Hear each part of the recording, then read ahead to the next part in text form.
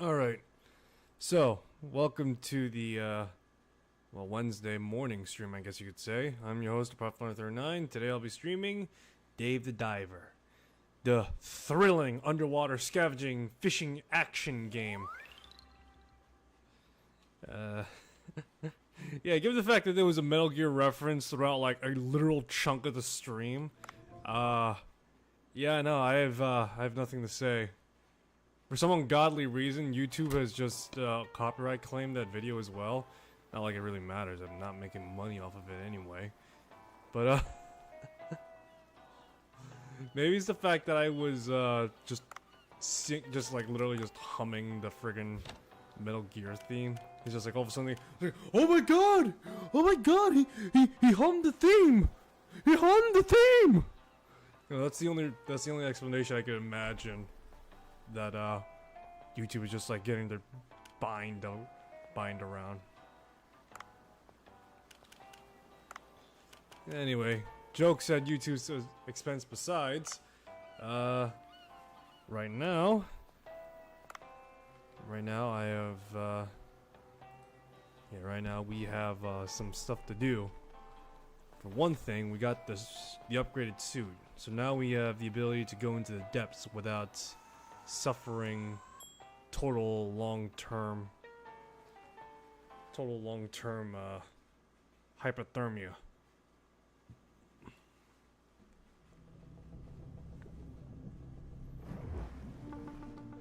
Alright, here we go. Along with that, I need to find the some other stuff now. Need to find myself a find myself a vampire squid now.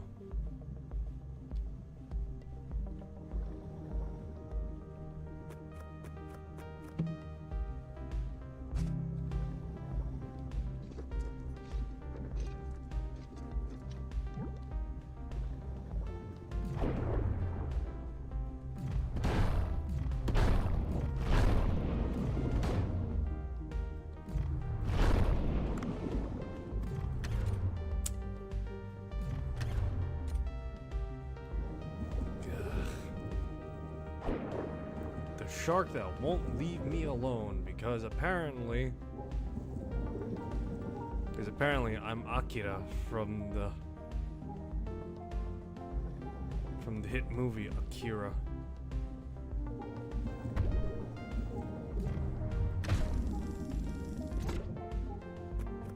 Leave me alone! Proceed to literally see the shark maiming me. Ugh! You just like actually see freaking Dave just getting bitten. Seriously, sharks really need to just buzz off and leave me alone.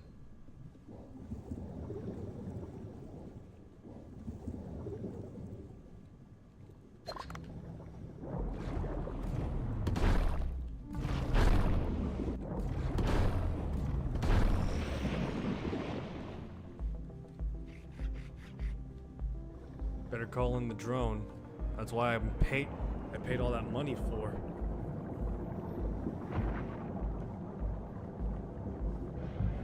Leave me alone! Ugh! Ugh!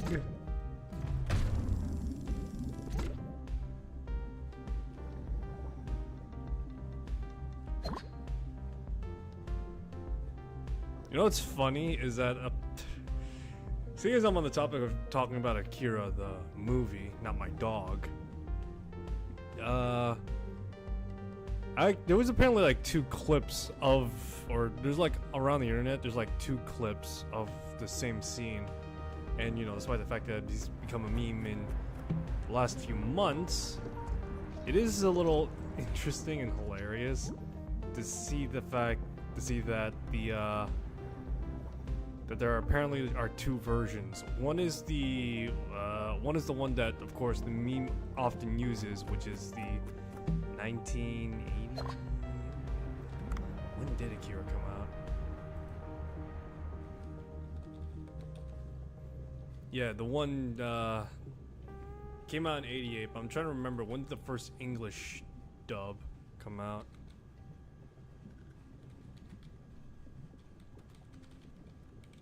When did it come out? Okay, so it came out like 2 years after for the, if this is correct, the English dub. I know it came out in '88, so yeah, no. But for the English dub, if it is correct, during the '90s, that is what the clip, the meme clip, usually uses. Whereas I think later down the line, there was like a redubbing of it, and I'll say the least, while Akira sounds a little bit more age appropriate, contrary to where in the '90s, they of course got like an actual adult actor to do the voice work. The redub that came down the line, while sounding accurate to his age, made him sound like he was having a explosion in his pants. Because in the original, you just hear like Akira just like, he's like grabbing his hands, just like "Ugh! Ah!" just like yelling out in pain and all that, right? Whereas in the redub, what have you, whenever the second dub version came out, he's like, "Leave me alone!" It's like, "Leave me alone!" Ugh! Ugh! You know, it just sounds like really off, you know? It's just like, whoa, what the hell? Akira, are you sure you're having a headache and not just all of a sudden having a moment? But yeah, no, a lot of people, to some extent, pointed that out. Just like when it came to the dub. Or, again, the second dub from, like, later down the line, contrary to the one in the '90s.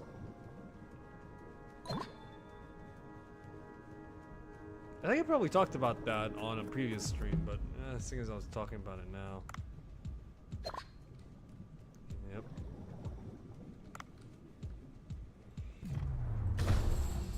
I've been trying to find the time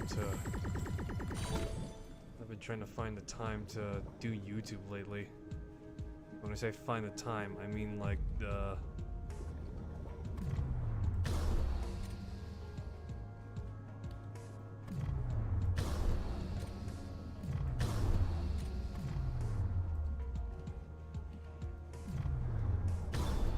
find the motivation to do a video. I'm trying to figure out, what do I want to do for a video? Obviously for streams, I've been doing playthroughs, but there are already like a lot of playthrough streamers, aren't there? You got VTubers, you got new YouTubers, you got old YouTubers, everyone's doing playthroughs. Your mom is probably doing playthroughs, and that is not a joke. That, you know, that's not exactly what I would call like offensive joke in the sense of just like, you know, your mama or something like that. But yeah, no, everyone's doing a playthrough. I don't know, I've been thinking maybe do some, maybe like, everyone talks about like old games, right? And I want to do the same thing. Because like everyone's like talking about, because a lot of YouTubers are from like the 90s or even earlier. They talk about like gaming and like the history and what it was like at the moment. I want to probably do like a bit of the polar opposite, where it's just like someone from like a little later down the line looks back on these games and actually, yeah, someone that wasn't there around the time, but rather just like looking into like looking back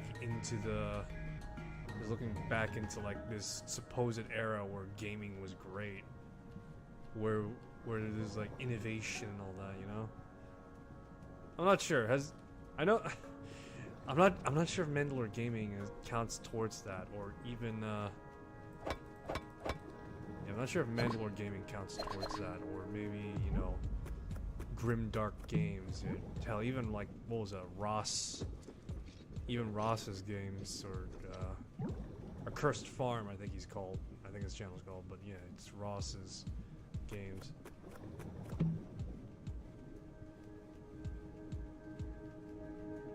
But yeah, no, I'm just instead of like looking back on these games from the perspective of what it was at the time, why not like look back to it now, like fully committed? Of course, do your due diligence, like do some due diligence and research as to like what the game, what the game was like. What the game was like back then, but from the perspective of an actual person who never really played it, or was even there when it was supposedly popular. I don't know. Maybe I should go with that angle or something. It seems like I feel like it would be a somewhat interesting take on the old, historian type stuff. Someone who's familiar with the things that are here, but not to the extent of actually being well versed in it totally. Just give it like a basic history, but then just like actually talk about the game. Not that I'm saying like, not that I'm saying like the YouTubers that are doing that aren't doing that, but still, I don't know. There's so many angles to take. Yeah, there's like a few angles to take away from it, and I don't know. Each of the approach is interesting in their own way.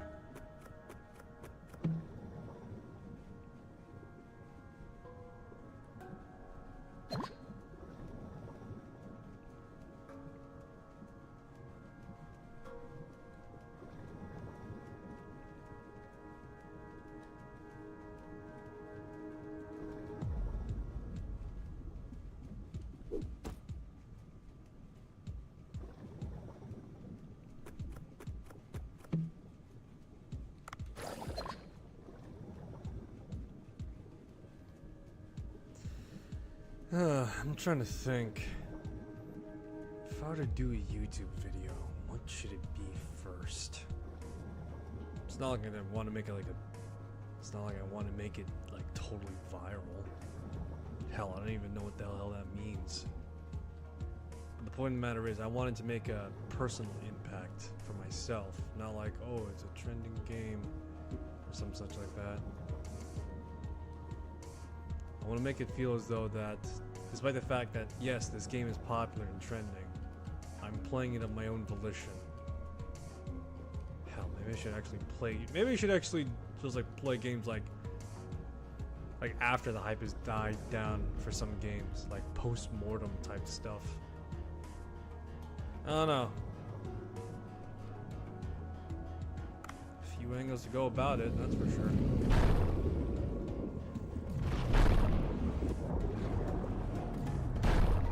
What are those sharks trying to freaking bite me out?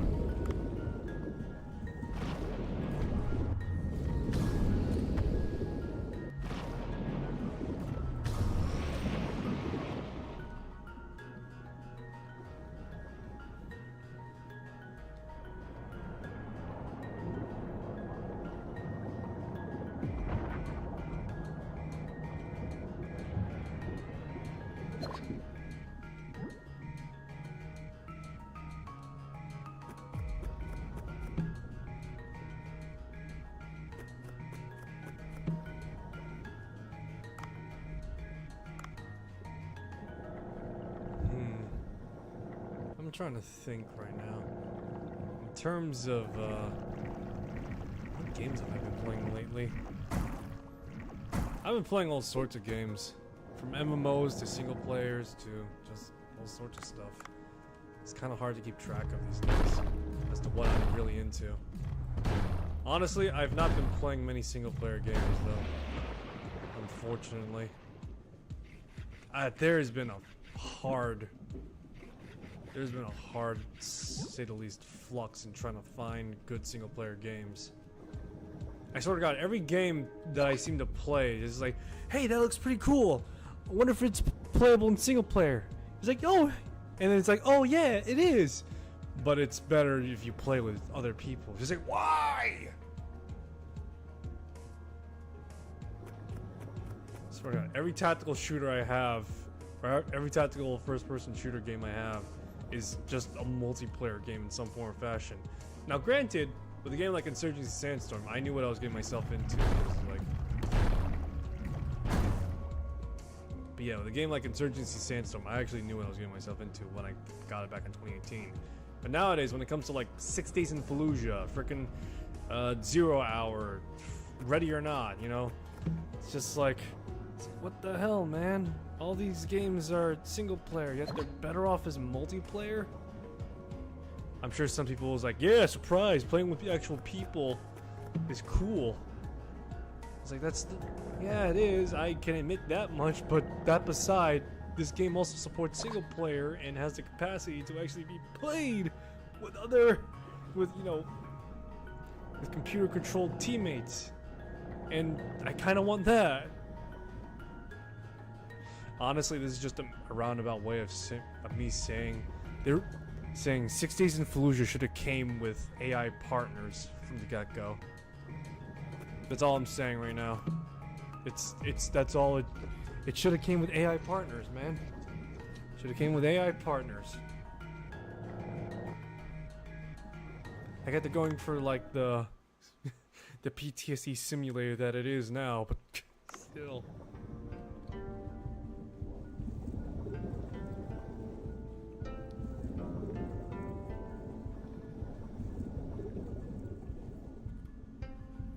I have no bookers.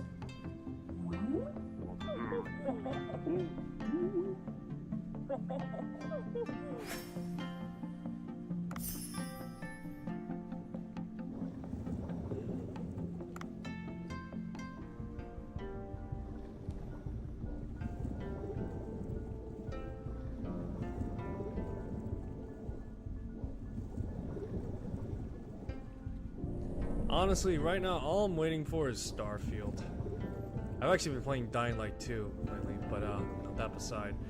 I'm just waiting for Starfield to come out in September. And September's a long wait for me right now. It's like God is goading me or something like that. It's just like, hey, apart, as well as other people that are fans of Bethesda games, you want to play Starfield? I was like, yeah. It's like, yeah, no, we want to play Starfield. We've been waiting for it for like a long while now. When's it coming out? Well, it was delayed from January to... Give me a second to get the... Yes.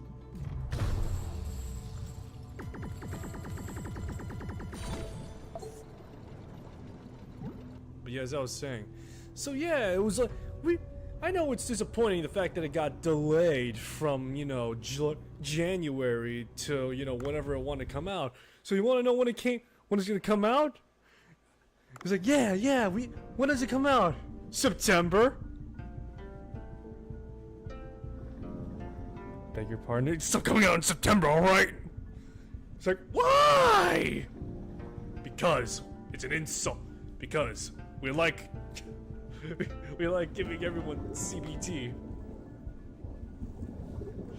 That is the closest equivalency for it. I never have in my entire life have I felt so much anxiety and just, what's the word for it?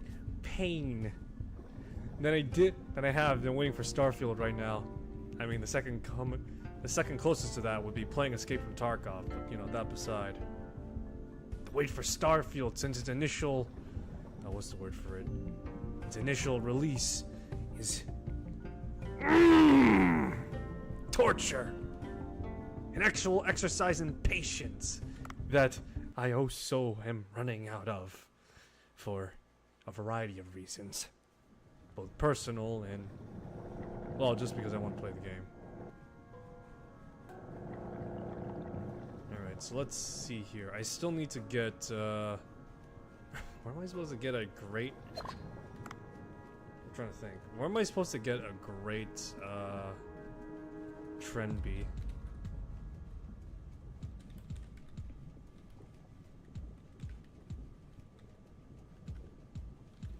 What's the... Alright, so how to get the Great Trevally Fin. There are a few nuances on how to get it. Kill a giant... cannot get it when they kill a giant friendly, so that's unlucky. Widespread belief, the better. Drones will help you with this if you manage to unlock them. Just use all your drones on the giant friendly.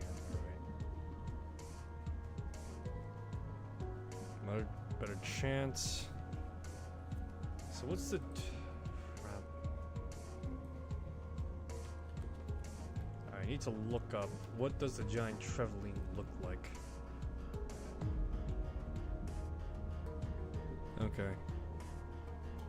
Okay, I see. So better go back up to the ascent to get it. Looks like I'll be doing Treadly hunting, that's for sure.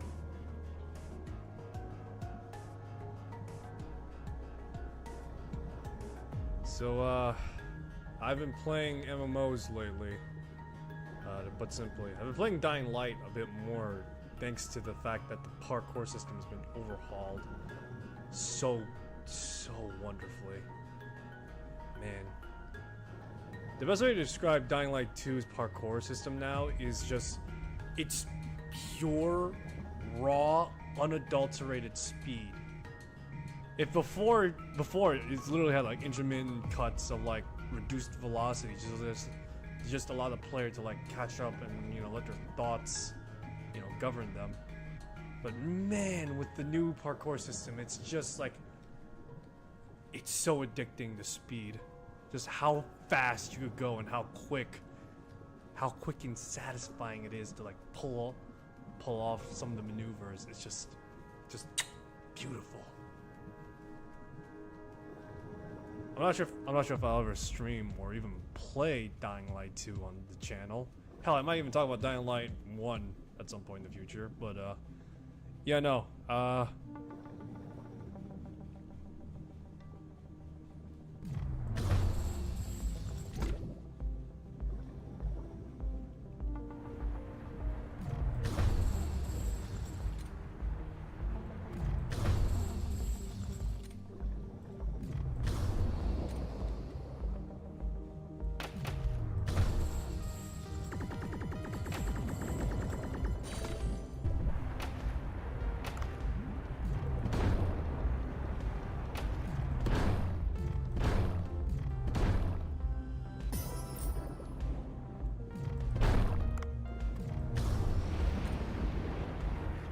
Yeah, no.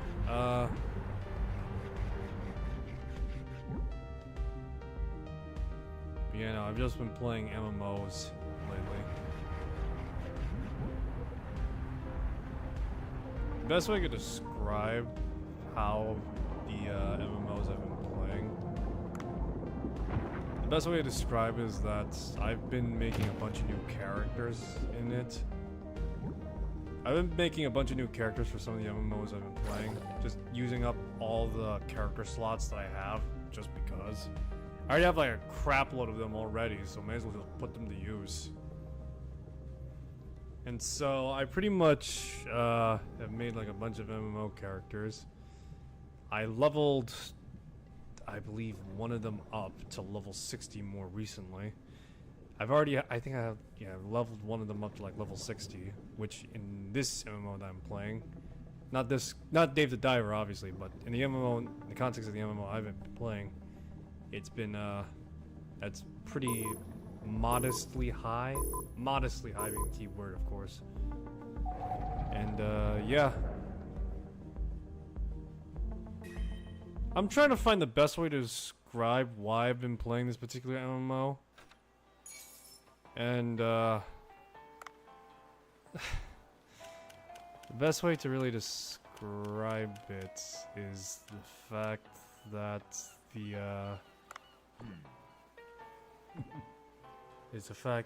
one of the characters is very, what a suit! Give me a sec. It feels warm to the touch. Maybe it's because the suit was made by the divine tree fruit cloth? It's just warm, not hot. I can wear this in a hot place like this. Feels like the suit is regulating temperature. That's why sea people can withstand the cold. The The water temperature become unstable these days, and many seafood got sick. Also, the earthquake. Something's happening for sure. I always thought there was something fishy about Sea Blue. Claim to protect nature, but they're too heavily armed to be environmentalists. Also, John Watson, probably more of a warmonger than peacemaker. I've infiltrated and messed up their base. They must be mad at me right now. Still, if they want to keep a low profile for some time, they'll need time to recuperate. I'll keep an eye on them, too. But yeah, as I was saying, so, yeah, one of the reasons why I've been playing this particular MMORPG is because, one of the characters that I've made, is a very, very well, rounded and gifted. Okay, so you could probably draw the connotations as to what it is I'm alluding to, and along with that, if I were to actually say it, I wish I could say it outright on YouTube, because I probably would say it outright on Twitch. But yeah, no, you could probably already draw the connotations as to what I'm alluding to a little bit. Well, rounded and gifted. Okay,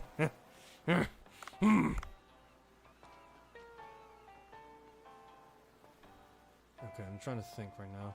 So I need to go around hunting for giant Trelvies. May as well do just that. I want to get the rifle up to level 3. So that way, when I get, if and when I do get the death rifle, it'll be easier to do. Seems like it's just raw damage output. In which, for me, that's fine. For the other stuff, at some point, I may want to invest heavily into the other... Yeah, into the other equipment, like steel net traps and all that. But, yeah.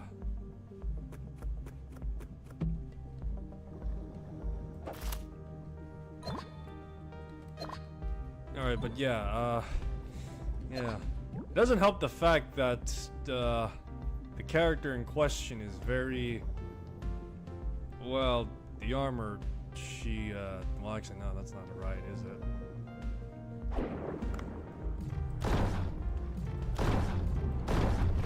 Doesn't help the fact that he's a very ranged character.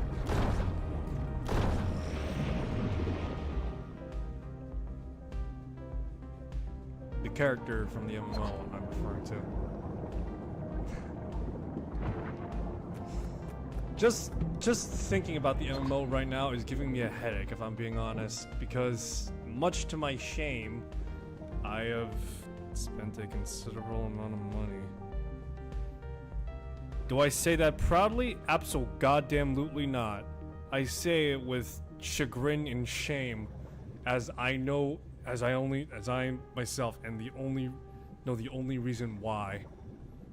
I refuse to say on stream, but you could probably already guess as to why. I like women.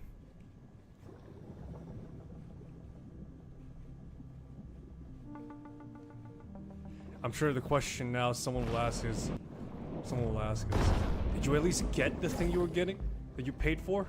And I say, yes, actually, I did get what I paid for, funnily enough. It took a little while, but yeah, no, I got it. Again, I don't say it as though I'm proud of it, but more accurately, just like, it's like, yeah, no. I need some way to, at the very least, relieve this giant migraine that's just looming in the back of my head. So consider this a little bit of stress relief talk that I'm doing right now.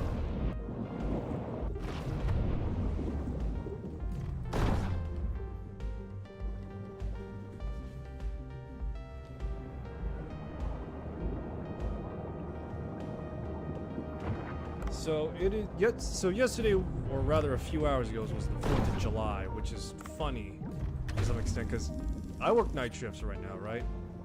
I work night shifts on my job as a cashier. Not glamorous, but you know, it's awesome enough for me. Anyway, I've been working night shifts, and for the most part, I find it hilarious that on my way back home, that the streets of New York were like really fogged up. But yeah, the streets of New York were like really like hazy. It kind of looked like as though a war just happened in a weird sense. And I got the thought running to me, just like... I got the thought running to some extent that there's like... just the fact that for one day, parts of the US literally look like a war zone just because of the amount of gunpowder that's used by fireworks alone.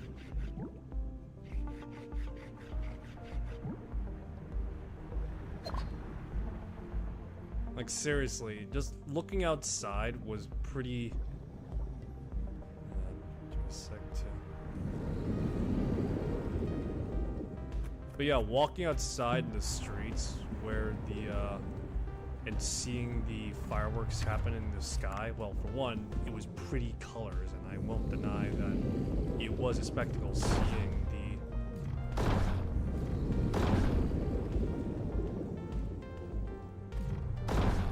It was a spectacle seeing the fireworks on display, but just seeing the effects of the, just seeing the effects of the fireworks by themselves, though, and just the amount of haze that's all around, it literally looked as though it was like, instead of just like New York, I was walking through Iraq or something like that. And I kind of pointed this out to my old man. Who probably really wasn't listening to me that much. But I pointed out to my old man the fact that some poor veteran is just like out there just like having the worst time of his life because of it.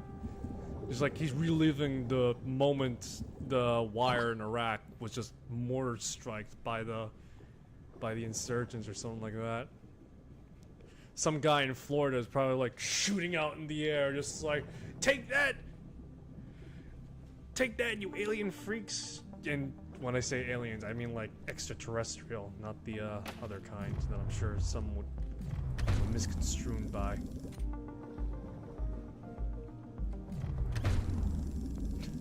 But yeah. Oh, jeez.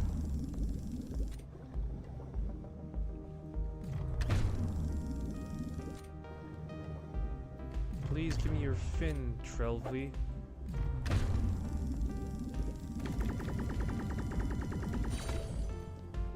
Give me your sweet, sweet fin, please. Just meat. I mean, it's useful, but still, that's not what I need. I need the sweet, sweet fin that's attached to this thing.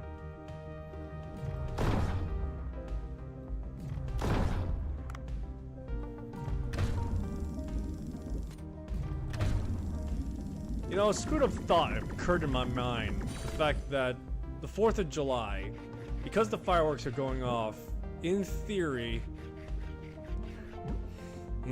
some psycho out there could also shoot a gun or, you know, fire a mortar and nobody would be the wiser. Next morning, devastation just occurs.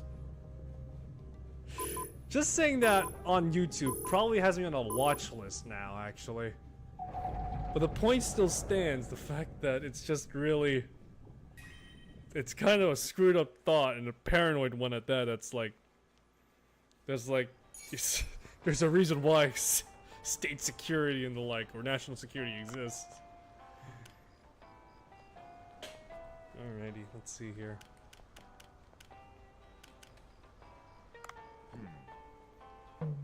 Got like so much sushi, man. It's crazy.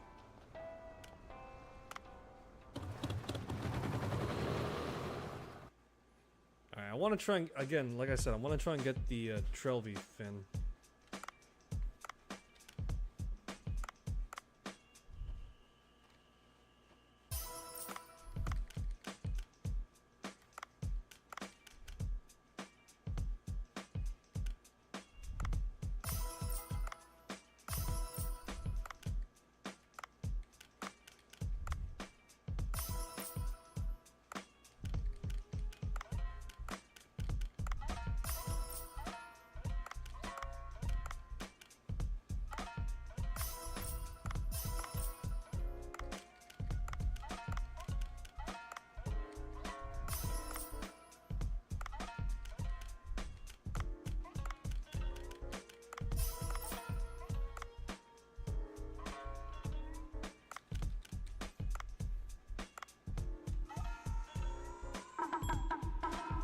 Alright, time to open up for business.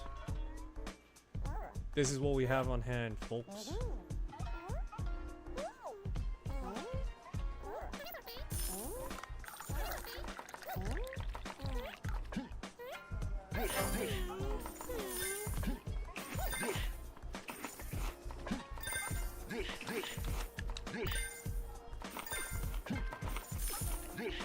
I don't let the servers deal with the serving part unless it's really necessary and I'm nearby.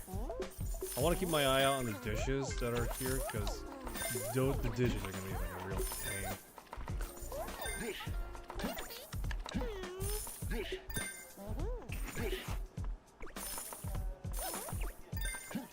Oh, there we go.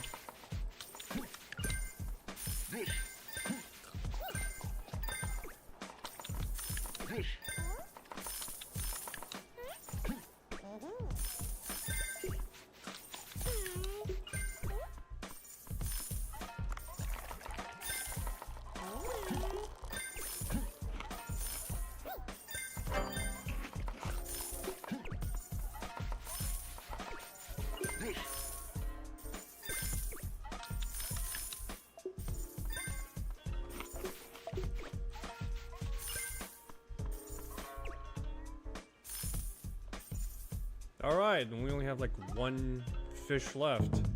Not bad, all things considered.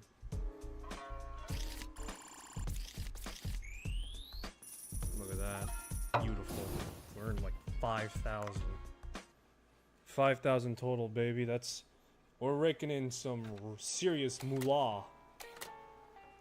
Oh, look at that. It's, November. And Kyo... British Kyo is here at last. Some kind of mail. Cucumber party. We are a group of people who are simply addicted to cucumbers. Call us the cucumber holics. If anyone's picking cucumber out their food, tell them they need to learn how to appreciate the true taste of cucumber.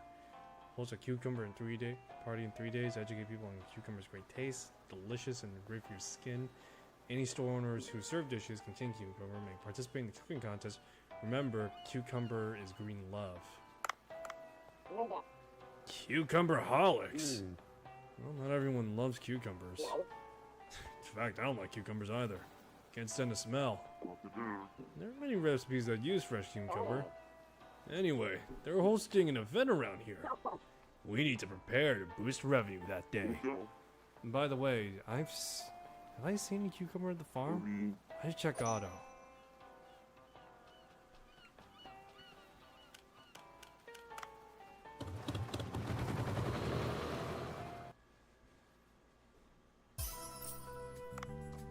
Yo! Otto, can you grow a cucumber in your patches? Cucumber? Why would anyone want to grow something that tastes that horrible? Cucumber doesn't have a horrible taste. It's a fresh aftertaste. I don't understand. It's neither nutritious nor delicious. I do have some cucumber seeds though. If you really want them, I'll add them to the list.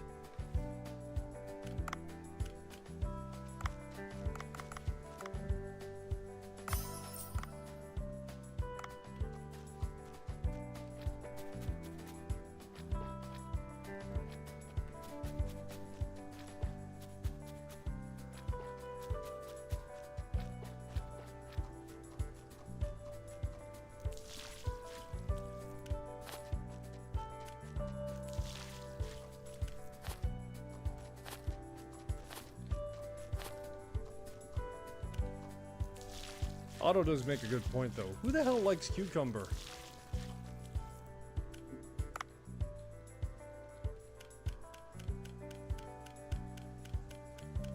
What can we do? Expand the fields.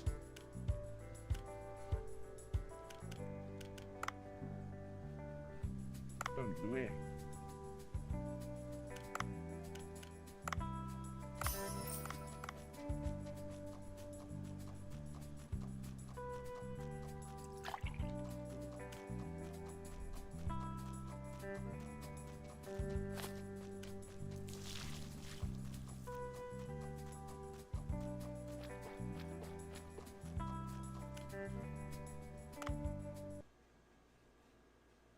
Just casually have cucumber in their freaking roster set. It's horrible. Let's see here. Cargo box, increase viable weight by 2,000. Not that much for 2,000. Great, I can now carry upwards to almost 100 pounds worth of stuff. Oh, actually, no, it's kilos, so. Damn it, I don't know metrics. I don't know metric for squat, man. Better go see Boncho real quick, see what he's got on terms of a cucumber recipe.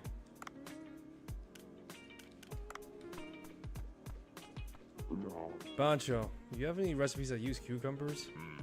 Well, I don't personally like cucumbers, but a chef should be able to deal with any food ingredient given.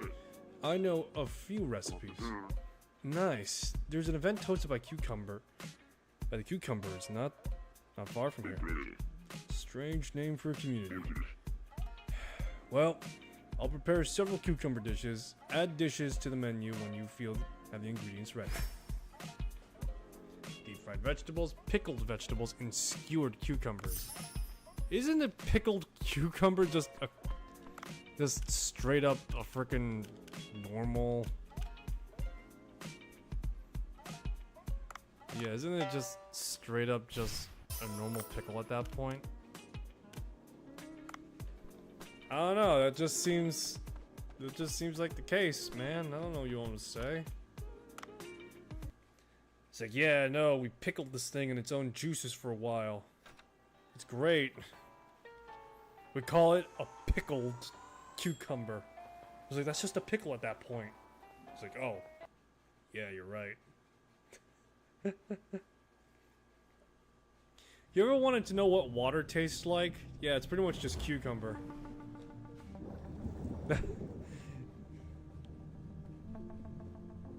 I want to make a phallic cucumber joke, but I don't think I can. For most part, because it would reveal way too much about my personal stuff. And along with that, it would also reveal the fact that, yeah, never mind. I said too much already.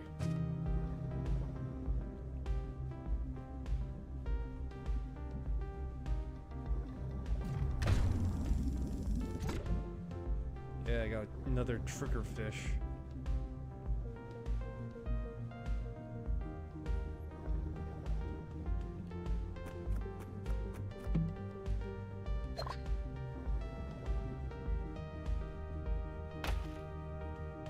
Please, God Almighty, give me a sign, the fact that I can find Trevally.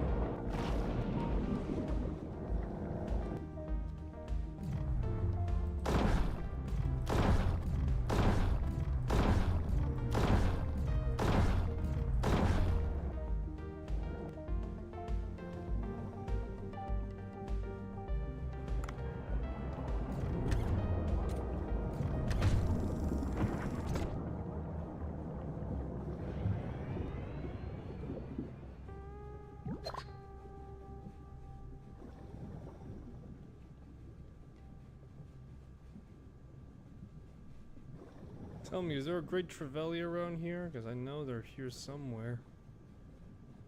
They oft appear here, and they're giant usually.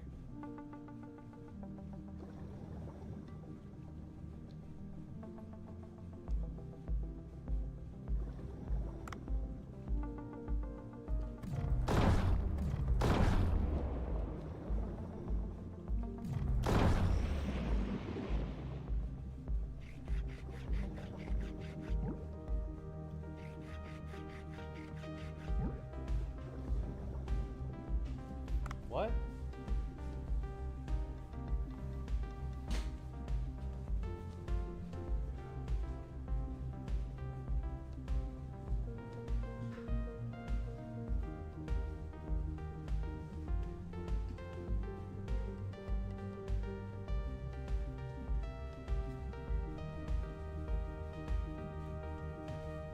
Alrighty, I'm back.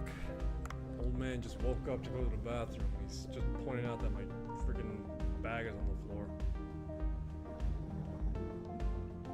I mean, yeah.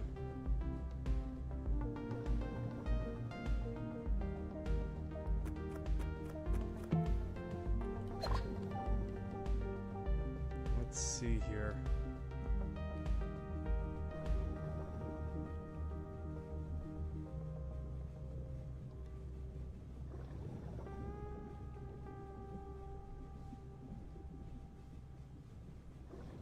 So somehow I need to find a Great Trevely's stuff right now. Actually, no, never mind. I was gonna say maybe I should upgrade the tranquilizer gun so that way I can. Found the Great Trevely's, but with it a great tiger shark too.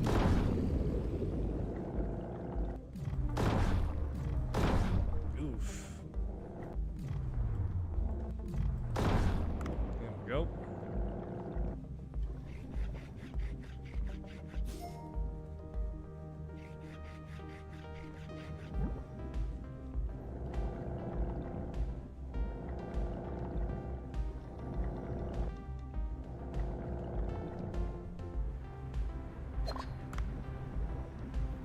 The plan is simple. It's called I don't dare ever living crap out of the Trevally. Take its fin. Pray to God that I get it.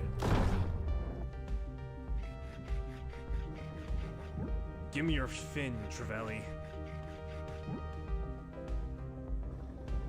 Your sweet, sweet, succulent meat is not good enough. I demand your tail.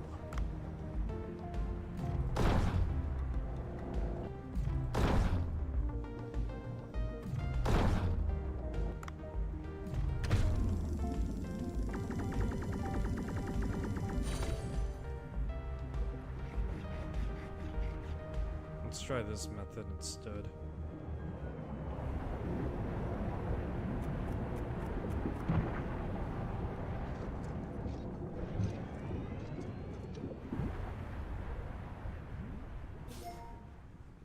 A Great Trevally, or a Giant Trevally, yay. It's a new haul apparently, even though I've been hunting these things for God knows how long, but I guess the fact that it's intact is what really counts. Instead of me just carving it up like an amateur.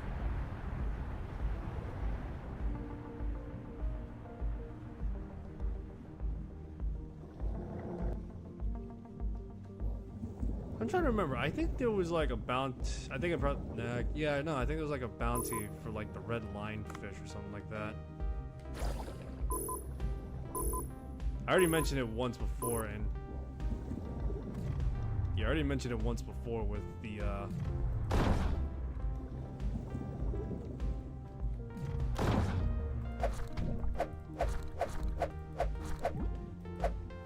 I mentioned it once before on stream, I think, how Florida had this it had the bounty for red lionfish to be hunted as they're an invasive species to the shores of Florida. I guess the red lionfish really chose a poor place to invade, man. Because literally some Florida man just whipped out the Glock and he's still fucking going, really? Sorry, just he's got freaking. I just have freaking fireworks still going off.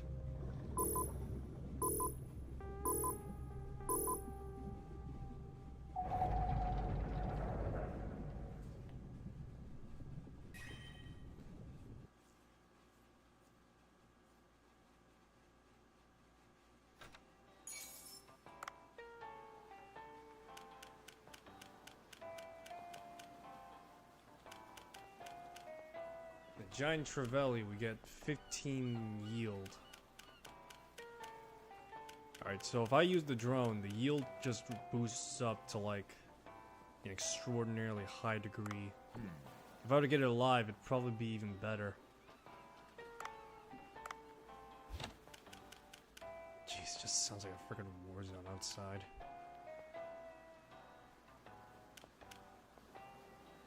Normal fish tranquilize after 5 seconds. And after that, I still need to get like 4 more bits of material. So how am I supposed to get the Giant Trevely's fin, huh?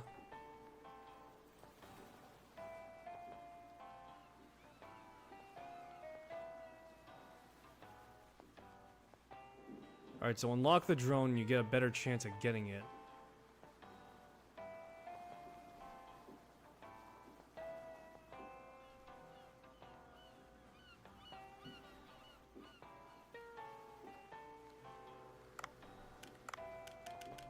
Alright, so basically I need to... Apparently the drone is probably my best option to getting the Trevally. Or to get the Trevally fin. Even if I were to just, you know, negate the fact that I still need material to upgrade stuff.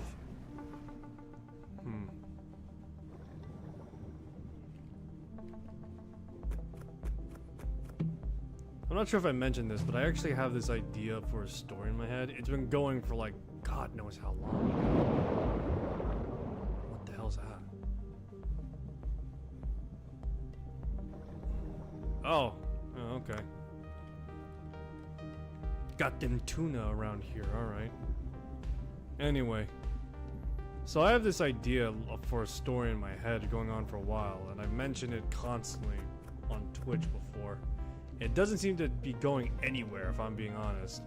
As the basic problem of the story is the fact that I keep on just restarting and just like redoing like a bunch of elements. Because I feel like this element is a little undone, or this element, you know, feels like it could be improved on. The problem is the fact that, I don't know how to describe it, but basically it's this. It's basically this. I have the basic layout for how the story is to go, and the basic, you know, beats as to where it'll flow. But at the same time, I keep on like thinking to myself, you know, it'd be kind of cool if I added this idea, But yeah, I keep on having like these thoughts where it's just like, oh yeah, it'd be cool to have this idea going for me as well, you know, or it'd be cool to have this as well. You know, it's just like, it's literally just a literal constant flux of just like ideas coming in and just coming in. I just don't have the time for myself personally to just like further expand on those ideas in a proper, healthy manner. And when I say proper, healthy manner, I mean in the sense that, you know, actually write it out.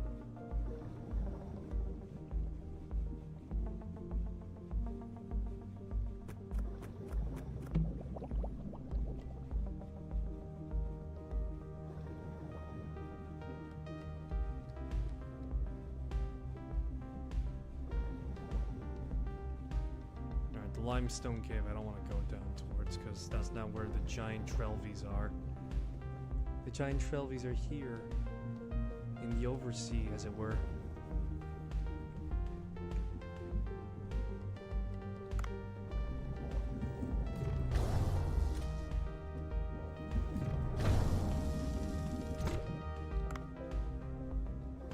I keep on feeling as though whenever I have like a fairly solid idea to actually go off of and actually start writing with, I keep on just like all of a sudden reboot. Hey, wouldn't it be cool to have this as a plot point? It is aggravating to me to some extent.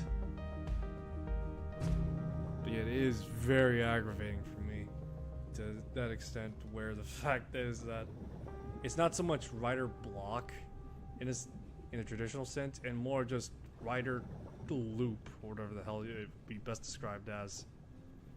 I'm just stuck in a literal paradoxical loop that refuses to end, because my brain is just like refusing to commit to the idea.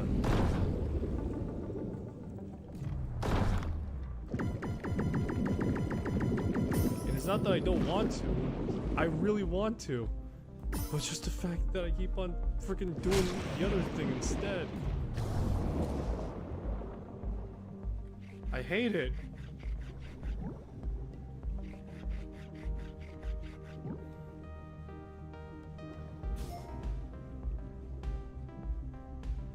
Oh, sick, I got a shark tooth. Nice.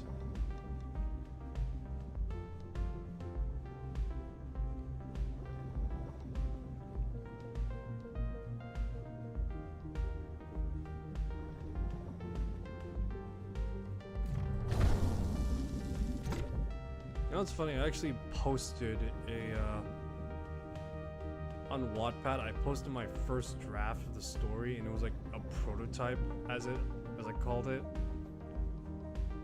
I know for a fact that if I read it now, I'm gonna, to some extent, absolutely hate it, and not just because it's like it's like, oh, it's my first iteration or something like that.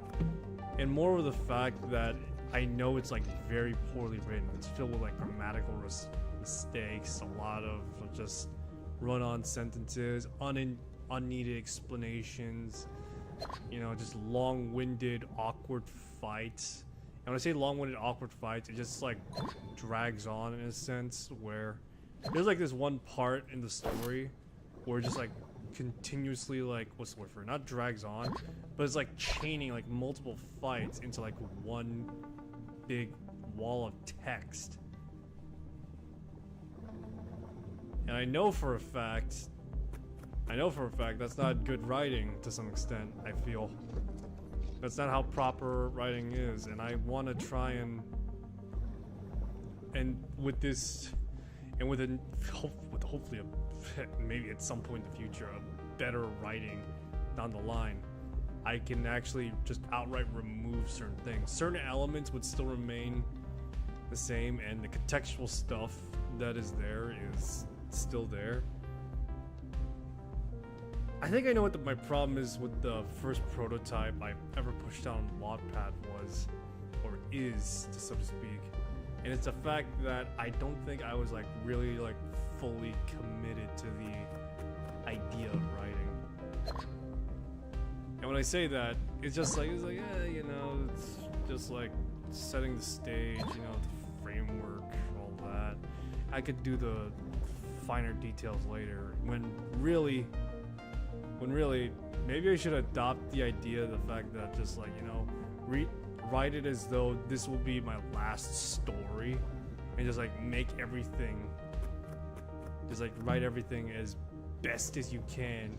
Like make it as though that this is going to be like the one-off story. This is like a one-off single story that there's never going to be a sequel to, because I actually intend to like make a whole series of it, so to speak.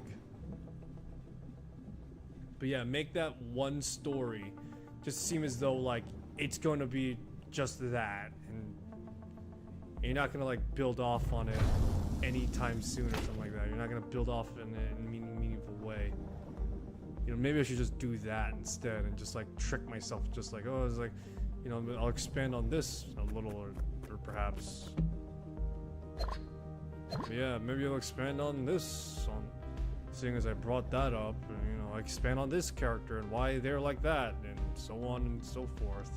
And when I like get to that point, because I keep on like having these ideas for the future, but the problem is now I can't focus on the present because I'm focused on the future. Hell, it could even work the other way around. I'm too focused on the present to worry about the future. It's recursively a giant freaking loop.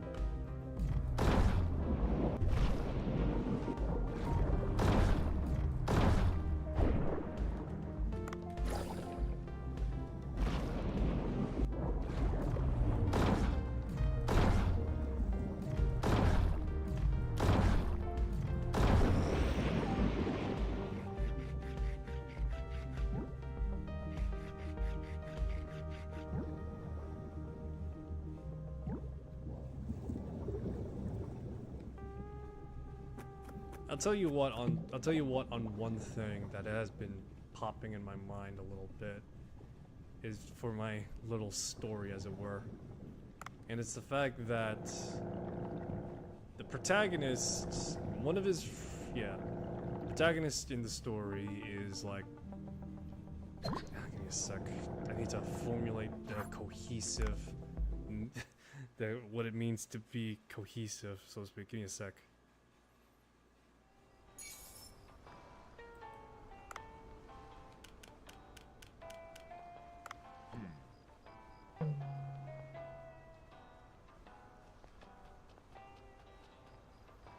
Alright, whose fried food is the best? Time to deal with that. Let's do this.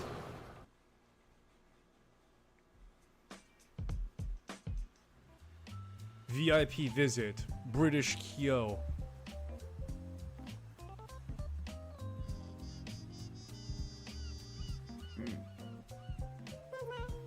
Hello everyone, this is Yue. from NDC Station. Ladies and gentlemen, as you know, today's day of final clash in Challenge the Chef. Pancho, are you ready? Yes. How about you, Alex? My fingers are ready. My fingers are uncontrollably wiggling. Excellent. Then let's begin. Challenge the Chef now. Oh God. Dutch from Black Lagoon versus Kyo from SNK. Hajime! Cut the kelp. Here we go. S D S D. Okay, I see.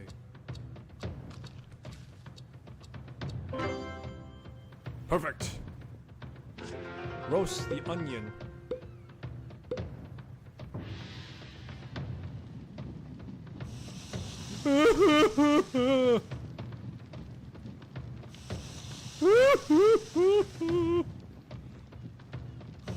Oh God, why does it have to be so? Why does it have to be so brown? Oh God, my eyes! I should have refrigerated this thing.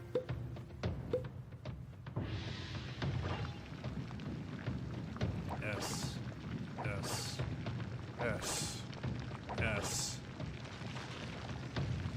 D S.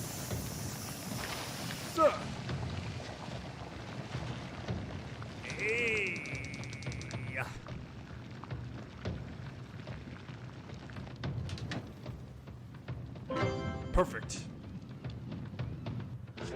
Batter the fish.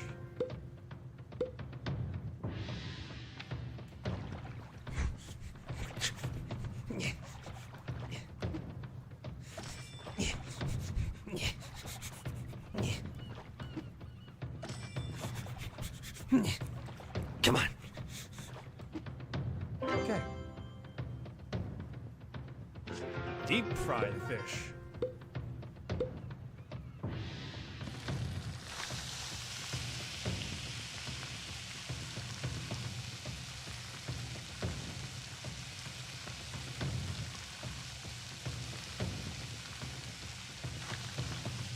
Look at that golden brown shine.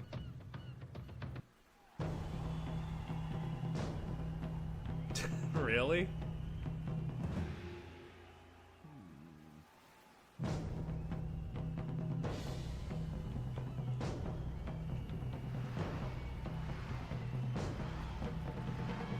The cat is still there.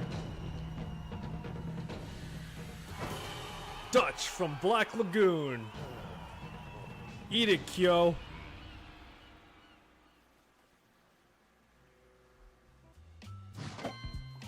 Oh wow. Deep fish tempura. What? Alex's fish and chips lost. What an upset. My fries are the best in the world. Yes, your fish and chips indeed taste excellent. Incredible, actually. But what is the theme of this contest? The theme? It's fried dishes. Not quite right. The theme of this contest was Fry the Sea. Masterly fried cod is good on its own, but when that alone does not represent the sea. However, Bancho's dish was. What kind of soy sauce did you use? I added chopped green flavors and added to the normal soy sauce. As I expected, I liked your shark and squid combination, but the highlight was your soy sauce recipe. Oh, the soy sauce enriched with the flavor of the sea better represented the taste of the sea. What an impressive flavor! Your dish gave me a feeling of exploring the sea from coastal waters to deep sea. That was a fabulous adventure. The texture of your fried dish was good as well, but the game changer was your soy sauce. Alas, My perfect fries were not enough to satisfy the judge. It was a close match. Let us hear what Bancho has to say. You need to be careful when making soy sauce. Thank you, Bancho. The champion prefers action over words, and we love it. And it's time to wrap up today's episode of Challenge the Chef. Today, Bancho won the contest. That is, wait a moment. I am pleased by today's contest. I would like to give him a piece of advice. I see your menu is expanding, but the drinks you offer stays the same, yes? I'm a chef, not a barkeep. You said the same thing before. Dining is a comprehensive experience. What do you pair up with your pasta? A glass of wine, a glass of cola, or just a glass of water? It will change the dining experience. Your place cannot satisfy the various tastes of customers with limited selection of drinks. This, my gift to you. It's a cocktail dispenser. Cocktails? They don't go well with sushi though. Oh please, not every cocktail is sweet. You can make interesting cocktails using sake as base. Of course, but not chocolate base. Of drinks. That hungry guy. Hey, yes. You. Me. You will leave this cocktail dispenser here. You find how best to use it.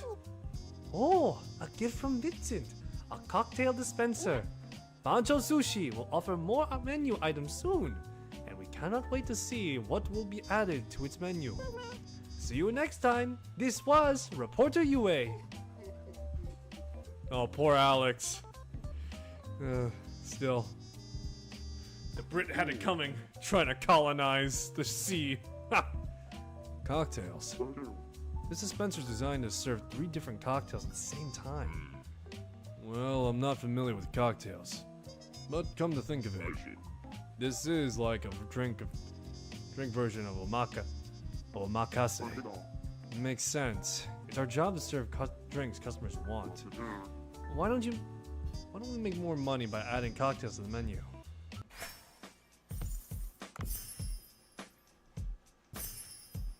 Making cocktails. From now on, customers will begin to order cocktails. Serve cocktails as requested in the right order. What the hell is this? Now I gotta freaking account for what type of stuff I'm serving? Yeah, we got the cocktail. Ooh, the cocktail. I don't want to watch Dutch from Black Lagoon just pretty much be Salt Bay.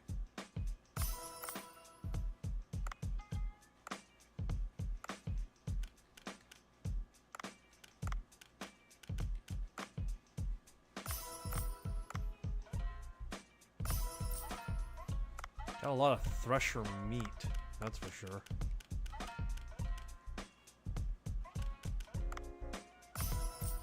My greatest rival, the long-nosed shark, will serve him up. We're selling literally a lot of shark-based items here. I'm surprised Dutch is just not just saying, I'm just surprised he's not saying like, Dave, I know you hate sharks, but this seems like a bit of an overkill, don't you think? I will not rest until their succulent meat is being served on a silver platter to these fine people.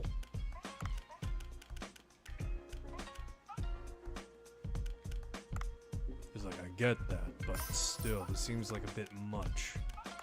Perhaps try some other fish like tuna. They will not satisfy me. Those sharks must pay. Like I am like they are Jaws, I am Quint. Alright. Time to open up the sushi bar.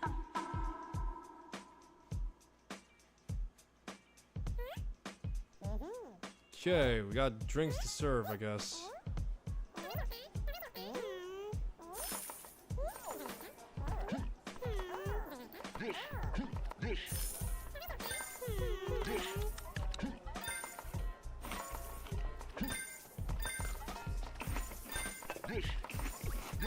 Better help out where I can.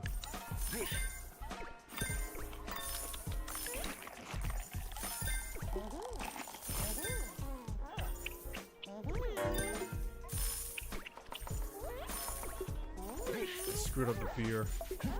I'm not that much of a drinker, man, alright? I really don't know what the hell 20% foam would look like.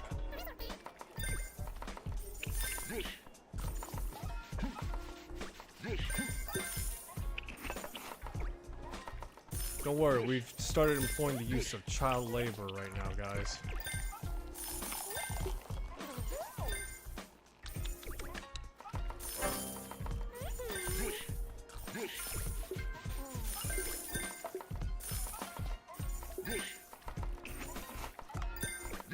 Okay, so...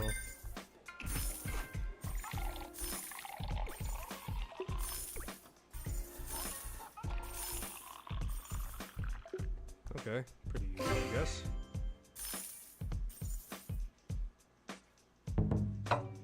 Bancho sushi, closed.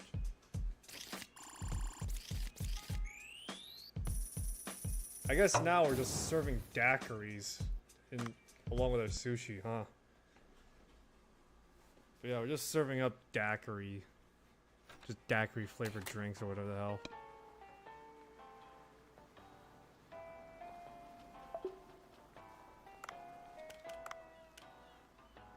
Ha! Sake cocktails go well with sushi.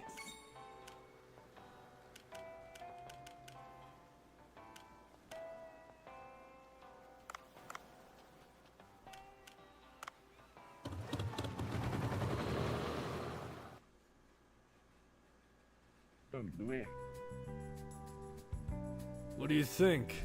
Neat, right?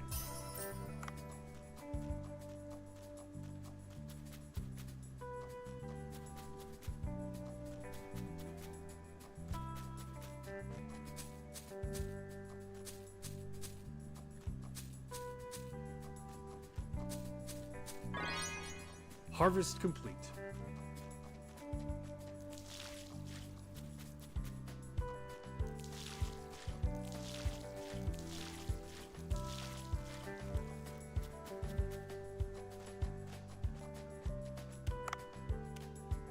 I would like to buy more cucumber seeds because apparently God is testing me or something. I don't know.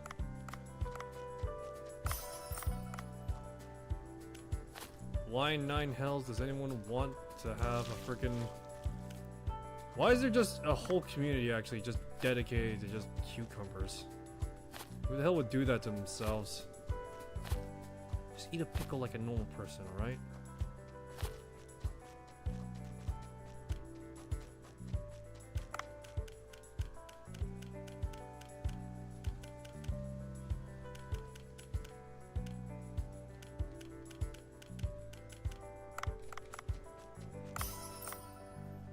Yeah, we'll just cheat a little and just buy the cucumbers instead.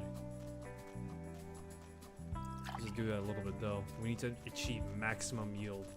We gotta live up to the fad that is cucumber right now. It's bullcrap, but it's true.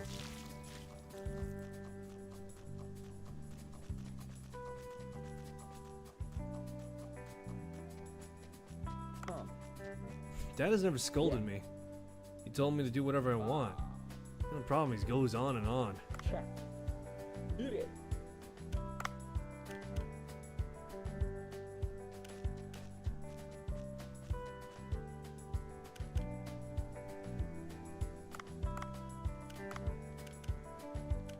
I wonder if that's worse for the poor kid right now. Just the fact that instead of like being scolded, he just has to deal with his old man just rambling like forever, like he's got like a freaking I'm trying to think right now. Just listen to his old man just like going on and on about like, yeah, back in my day.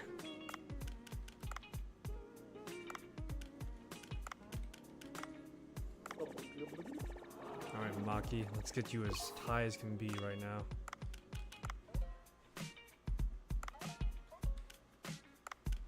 Alright, Kyoko.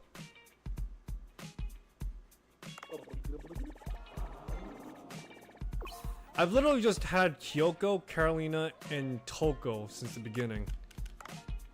They are just, by God, fantastic. They are the dream team right now.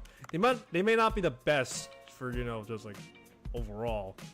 But my God, they are just the best right now.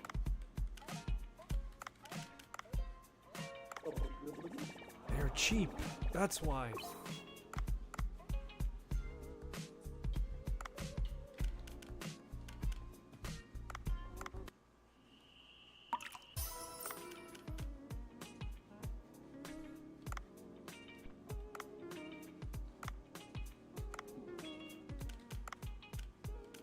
Time to rank up. Time to get that platinum play button. Cooksta rating. We got the same man and lady here. Look at the little woman just like staring at the fish.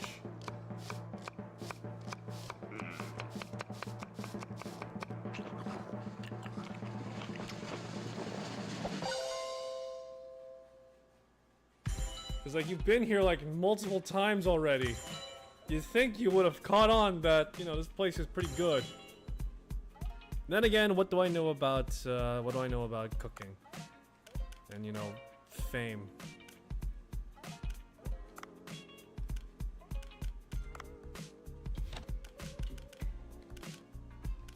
Alright, so I need money to actually upgrade the Hush Dart now. Where am I supposed to get a grenade launcher though? That's the question now.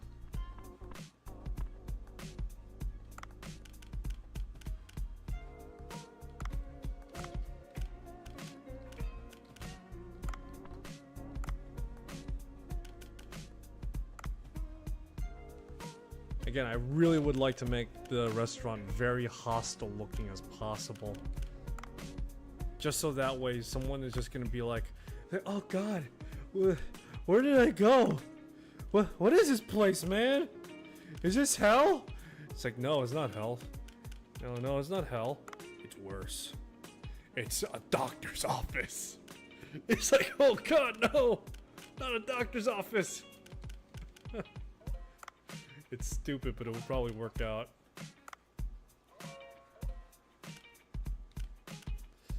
Got a potted plant. We got a Christmas tree. Got a cacti.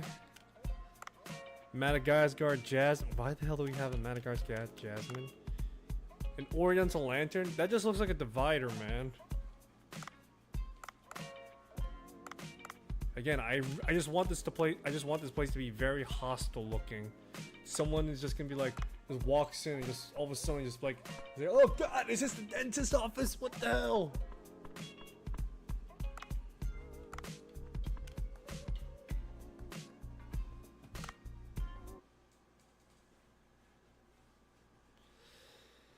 Alright, okay, so either I upgrade the fish darts or something else. We got a platinum trophy, all thanks to you.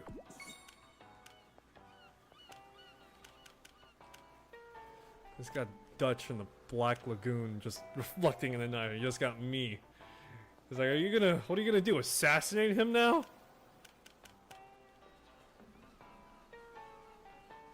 I wonder if it really classify as like diamond worthy if you just have like 720 followers. Then again, you are a restaurant, so does it really matter if you need followers? In the sense of just like the same way like an influencer would have followers? That's what I'm thinking right now.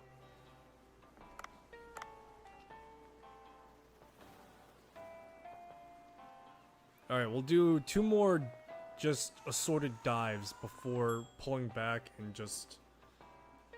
Yeah, before just pulling back and just doing the main campaign. Apologies for this little divergent playthrough a little bit right now. But I want to get like as much... I want to try and get as much of the upgrades as I can.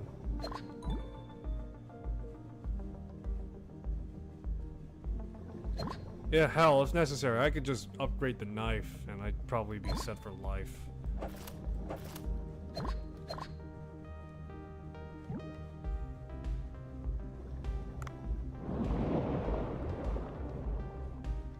This is my rifle, this is my gun, this is for fighting, this is for fun.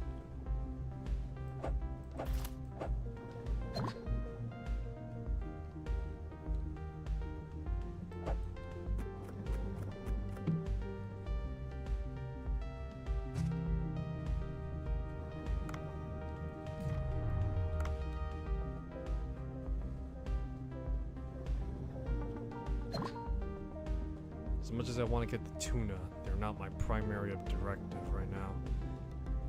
I need to find myself a giant trilby.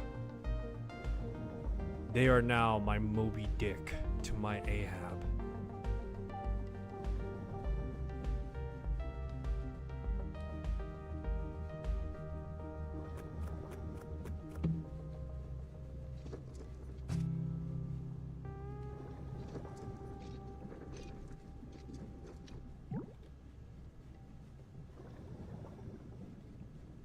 Wonder what Konami's gonna do with Metal Gear.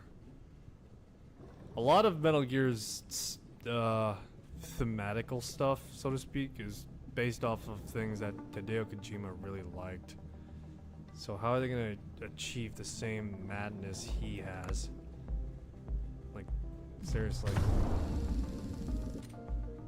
Hell, I highly doubt they could do the same thing that Hideo Kojima is likely to do with the Death Stranding.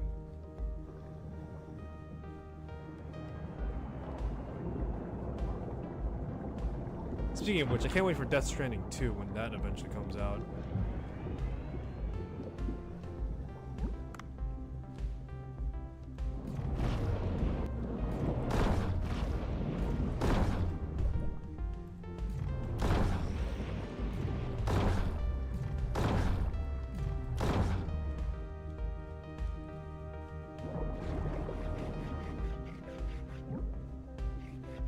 But yeah, I can't wait for Death Stranding 2 to actually come out at some point.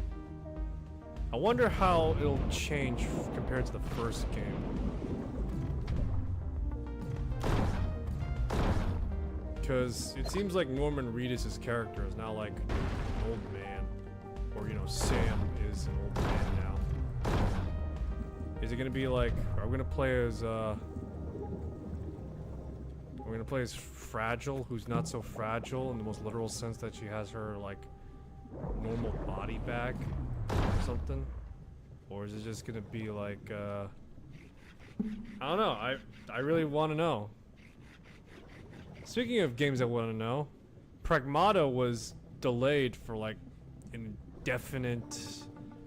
delayed indefinitely until, like, the developers can sort out what's going on the development side of things, apparently. Although they didn't just like when they announced the delay, they didn't just like say, they didn't just like go like, oh yeah, no, we're delaying the game and we have nothing to show for it. They actually did show off some things. It's not like the most craziest thing in the world, but yeah, it's not like the most craziest thing in the world, but it is pretty. What they did show off was pretty compelling. It looks to be interesting, that's for sure. And it seems to actually be interesting, as they actually have like the main character, Astronaut Man, or White Suit Mega Man, you know, going off and you know, killing a bunch of like rampant robots. And he's got to protect this little kid who I'm gonna assume outright the little kid is not real, in the sense of being like a normal little girl. She's like some sort of like android robot that's designated to like help the protagonist or something like that. Because the way she acts in what was shown for the game, she acts like a literal robot. Or she acts like being somewhat unaware of her environments, so to speak. Yeah, she acts like she's like a little unaware of the environment, or like the physical threat. And you could probably chalk it up to the fact that, you know, she's a child. But yeah, no, the way she acts and the way she seems, my best guess is she's a synthetic being. Or something like that. That's my best guess.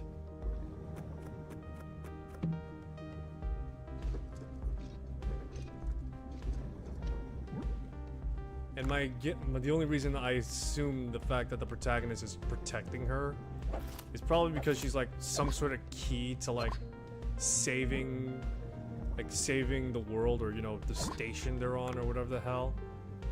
Or if it's not that, then it's just the fact that she's the only being that can is like keeping the protagonist sane, so to speak.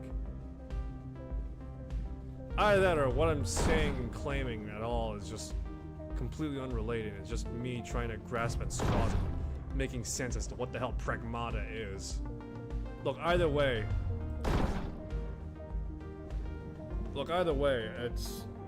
it seems to be an interesting time, is what I'm saying.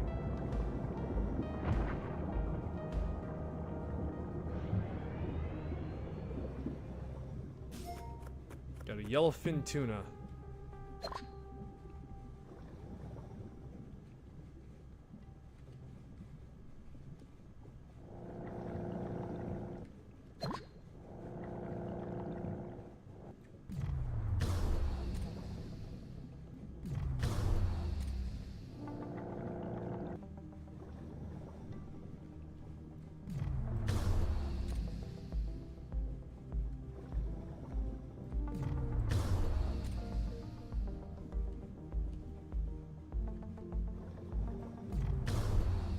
I got a D&D session that's happening on Saturday, or at the very least one that I signed up for on my D&D server, or a D&D server I'm a part of. And for the most part, I've not gotten any confirmation of the fact that it's like, yes, you've been selected, and you know, yes, I acknowledge that your interest into wanting to play the game, and you know, you're seeing as it's like you came first, you know, seeing as you came first in the like, sure, well, you can play. Because the rule of the server I'm a part of is pretty much, it's first come first serve, depending on, yeah, it's usually first come first serve as to like, yeah, it's first come first serve as to whoever is the running the game, and whoever's joined up first. There is a cap limit, so to speak, depending on like your server rank. As you know, newcomers to the server, they can't really, or you know, as newcomers to the servers, you can't like play as many games like all together. Yeah. I'm not gonna say what server it is, but there is a. I will explain the rules a little bit. And the rules of the server is that you can't play like, you have like a weekly limit as to how many games you play. And this is mostly due in fact that the games that are widely commonly available are like AL driven games. And if you don't know what AL driven games are, it's pretty much a specialized rule set that allows for players to like play various campaign settings within the world of like Faerun, Eberron, or you know, Magic the Gathering. And you can persistently play with like other DMs, or DMs that are hosting like specific special sessions that allow for players to, you know, experiment and play freely, basically. Contrary to like classic, where you're a classic campaign rule set, where you're pretty much restricted to like, you're pretty much just restricted to playing the character you have. AL is pretty much a bit more liberal in a sense, that it allows you to experiment and try out all sorts of different things with like very minimal consequence. The only backdraw, so to speak, that you have to deal with, oh sweet, I got a fin, nice. The only backdraw you have to deal with, so to speak, is the fact that you have to contend with the fact that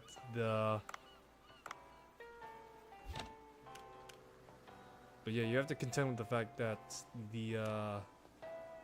crap, I'm trying to think off the top of my head, how do I explain? You have to level up per time if you want to change like your entire subclass or something like that. Again, so long as you have your AL character sheet, and as well as AL like log,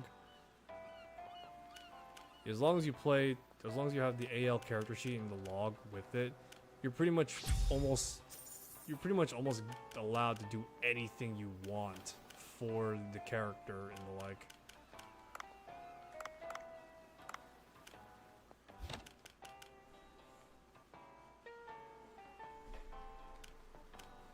A medium net gun. Maybe we should get a net gun instead.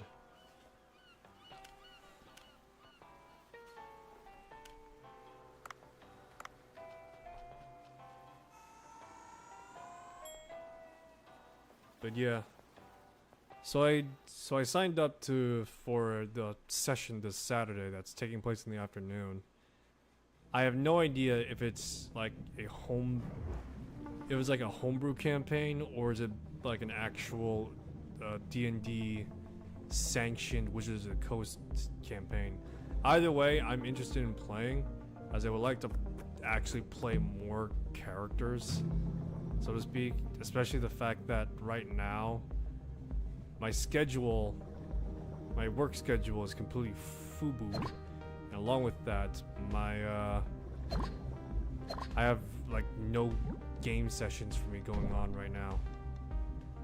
But yeah, I have like no active D&D sessions going on for me right now. It's just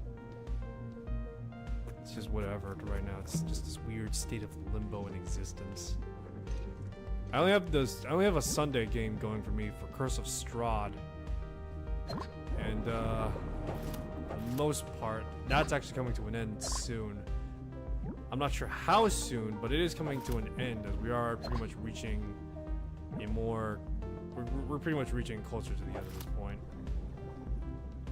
and it'll probably be a while before I find a schedule or I find a game that's like that right now.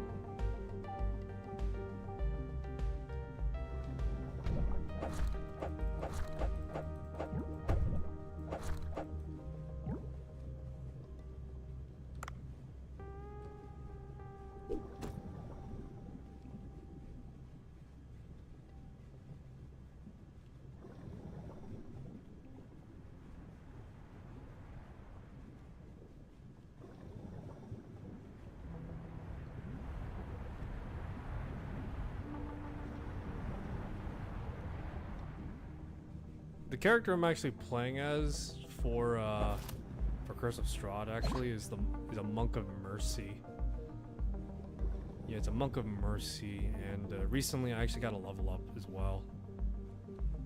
I got a level up for the character to be level 8.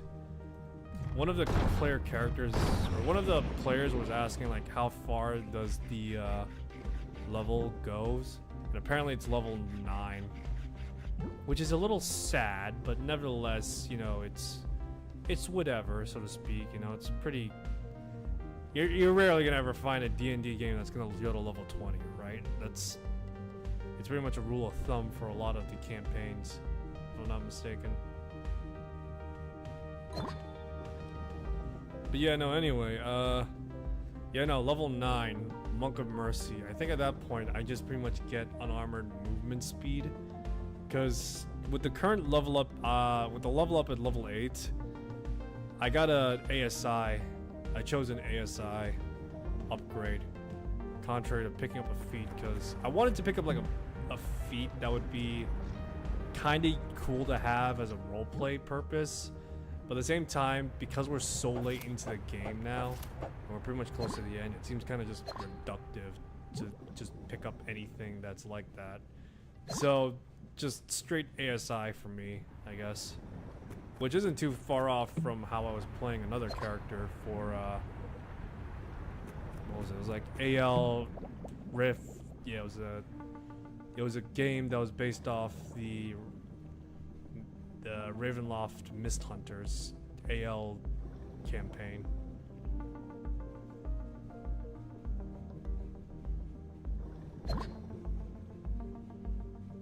But yeah, for the barbarian character I played during that campaign, I pretty much just went for a straight ASI boost as well. Because for the most part, all the skills I have that were really effective, so to speak, were just the physical kind. And anything else beyond that was just completely useless.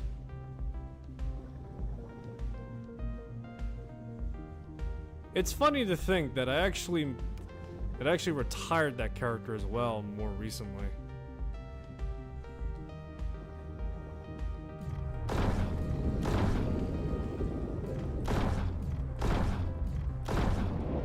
Yeah, it's funny to think that I actually retired that character more recently as well, because my work was starting to overlap with the my work was starting to overlap with my D&D sessions, so I pretty much took a day off just so that way I could retire the character. But then it's like dropped onto me that like, oh yeah, no, we're going to break, so it's like, yeah, no, we're going to break right now, so yeah, it's like really? God damn it. Well, actually, maybe not, because I was told that the campaign would pick up on Thursday, in August, but I don't know what my work schedule would be like by then, so the fact that I retired now instead of later, you know, it kind of sucks that, you know, maybe I had a shot at playing again, but at the same time, it's just like, yeah, you know, it's also the fact that I don't think I'll be able to do so again in the future.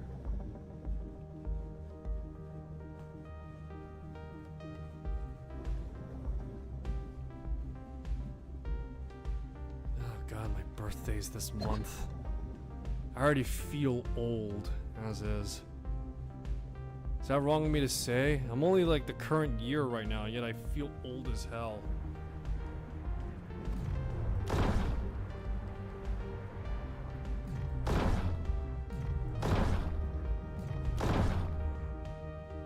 How does anyone age gracefully? The answer may be... The answer may surprise you. They don't.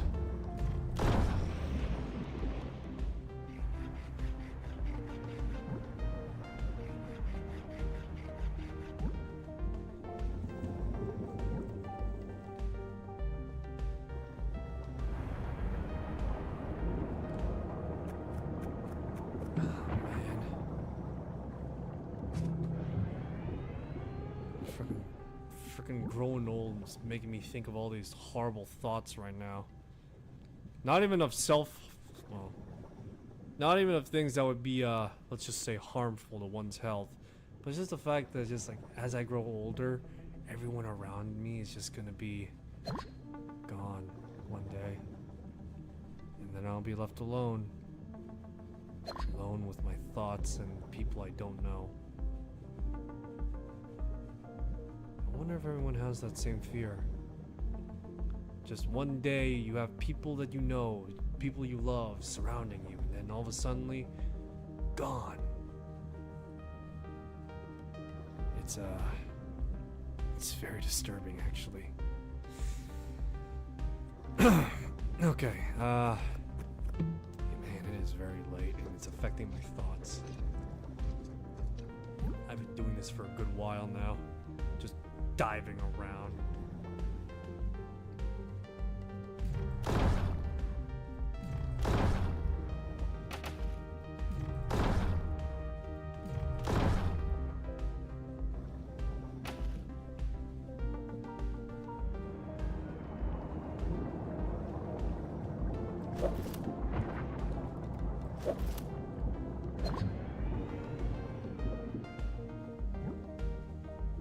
Okay, so got a giant trevally again.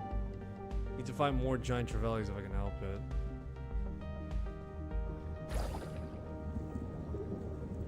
I need more giant trevellies.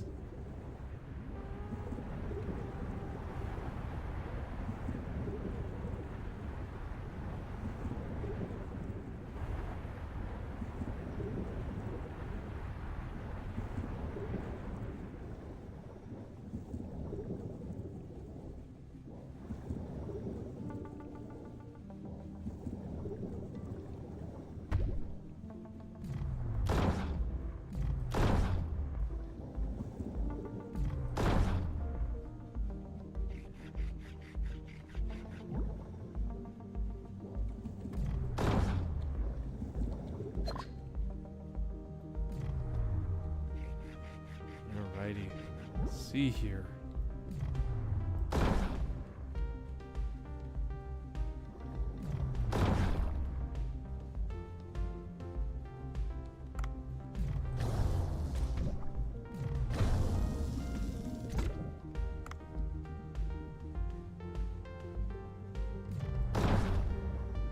Gotta pull off some MLG shots, baby.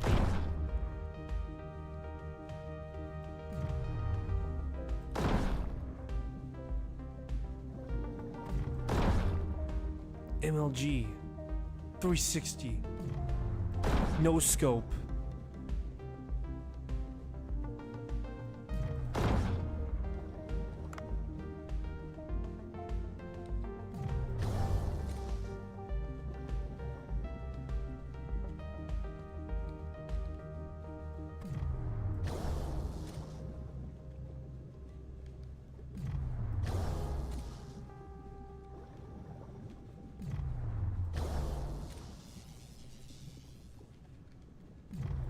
Is it wrong of me to say that I'm thinking about r/I'm very badass and how it's just funny to think there are like so many stories of just like one guy trying to be as hard as can be when he's as soft as just freshly gathered cotton.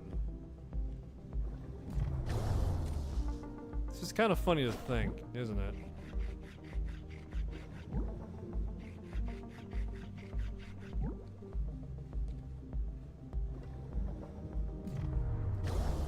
It's kind of funny to think, just the fact that you hear like some of the posts that are like made, and when I say that, and I'm not saying like, you know, people who made it are just like oh, I'm so very badass, but it's just like some of the posts that are like posted and you just like see like see what other people write about themselves. It's just like, why?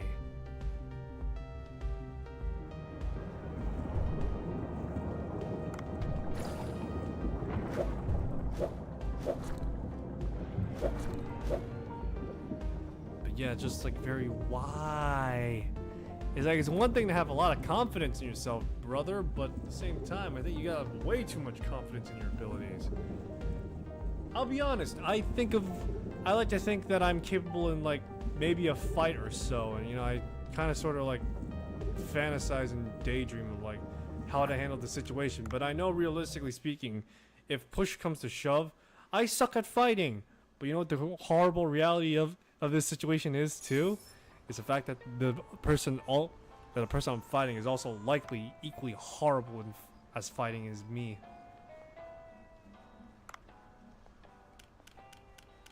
But yeah, it's likely that the person I'm fighting is equally as horrible as I am in fighting.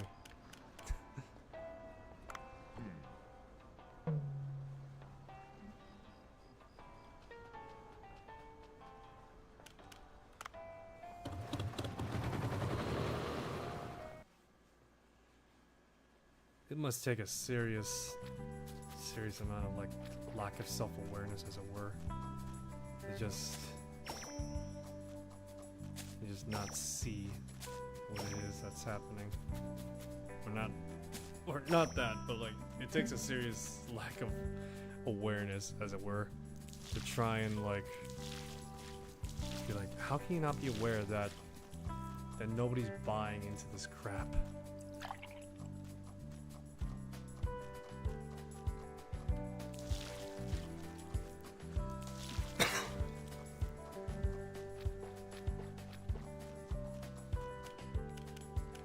Let's see if there's a new VIP coming to Bancho Sushi.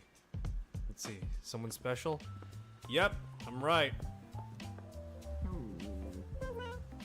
Hello everyone, this is Yue from NDC Station. We have a very special guest today. As far as we know, our guest in an ill-fated relationship with Bancho was a legendary actress. Oh. Ryoji. Excuse me, the name is Lois. Long time no see, Bancho. Last I saw you, you owned a restaurant at 5-star hotel. Not this kind of shabby restaurant. Shark dishes didn't sell well or something? She's rude. She the restaurant critic who defamed you? You've heard the story from Miss Yoshie. Yes, that's she. What brought you to this lowly place like this? I thought you review only prestigious restaurants. Well, my pre-review of your restaurant, it's become a thorn in my side. My reputation suffered from comments saying I was closed-minded, disqualified as a taster, etc. And my career as a restaurant critic has declined since then. All because you served me a disgusting dish. She's tried making a comeback in movies, but that didn't go well. Peccato. Don't speak of that. VIP, Pastro, the soul of Italy. Let me introduce Pastro Anto Giovanni. I brought him from Italy to teach you what culinary elegance really means. Ciao, amico. I've heard a lot about you. An oddball of a chef who uses strange ingredients to draw attention. You're just a showman, and I will prove that today. Why do chefs and cooks stick to certain ingredients? Because they're time-tested and proven.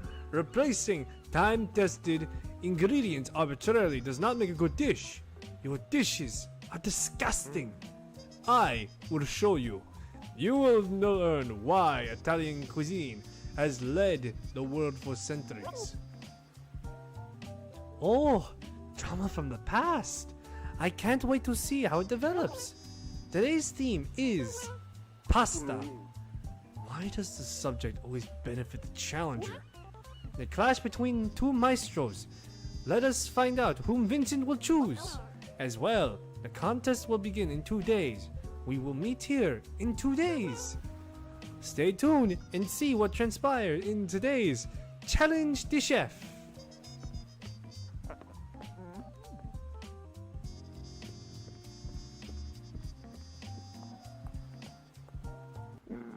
Pasta? Isn't that one-sided? The Italian chef is gonna have an advantage.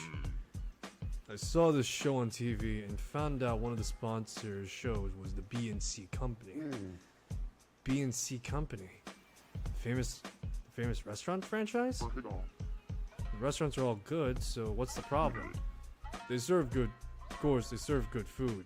Use fresh ingredients as well, but the C and B&C represents Crawford. That's the problem.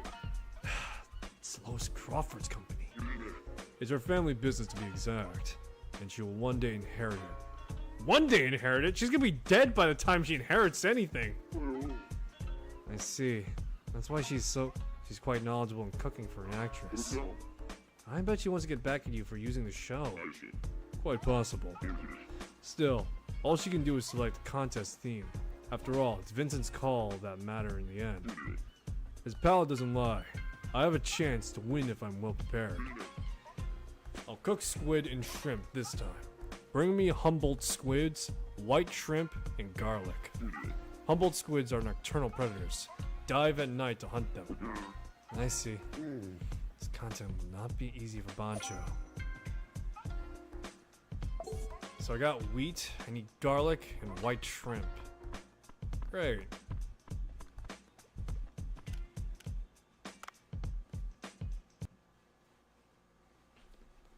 Better get the squid out of the way first. Better get the garlic too.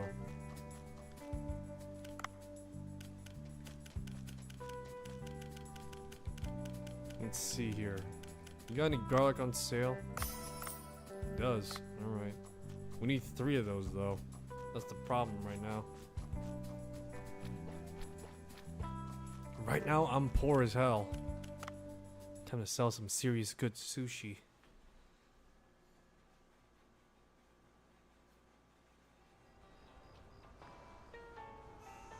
Better get the squid out of the way first, as well as the white shrimp if I can help it.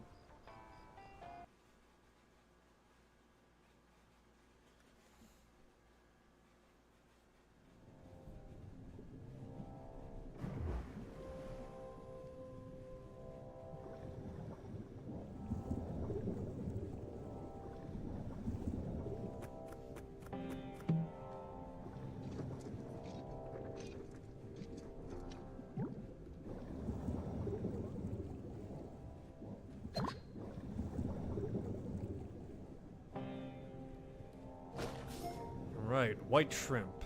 That's 1.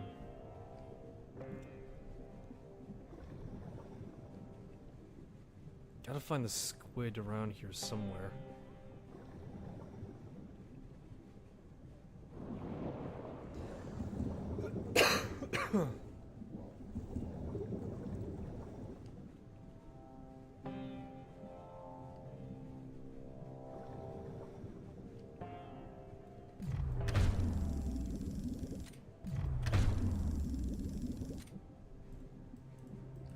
Ugh. Gah.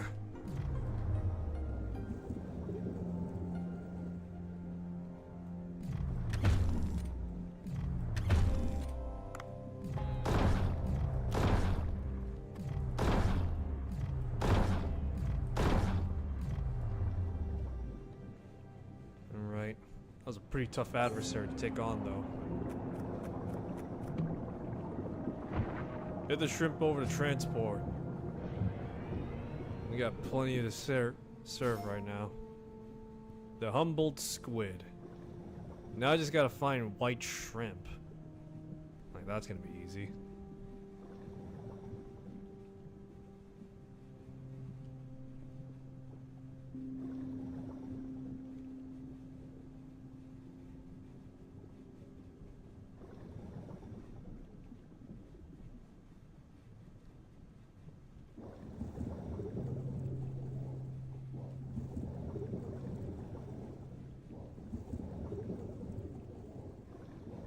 I wonder if to go higher and higher to find the white shrimps.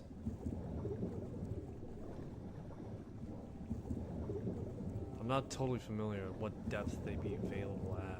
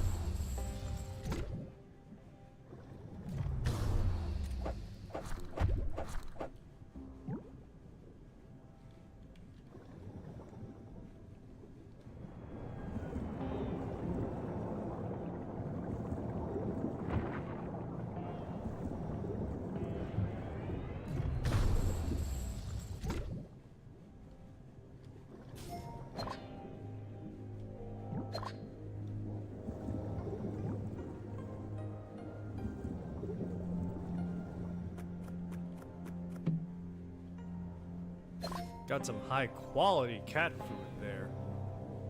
What's gonna happen is is the cat just gonna be like really happy or something like that? I don't know.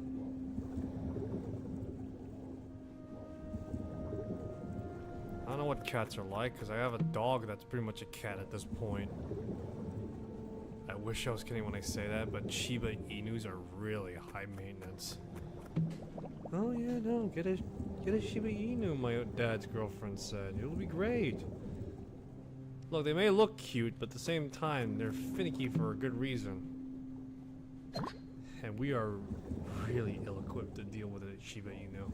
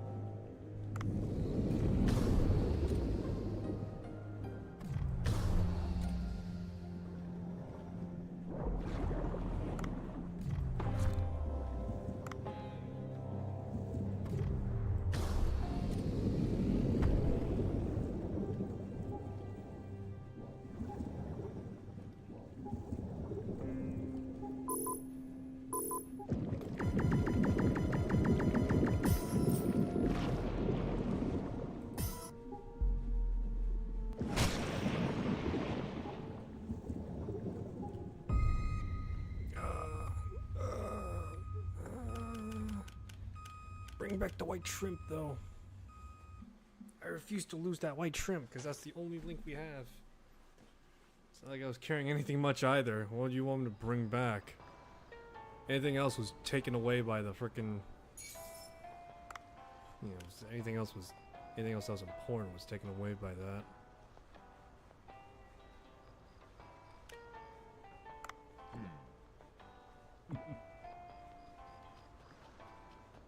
Well, we got technically two white shrimps. Should probably actually deal with the friggin' farm actually.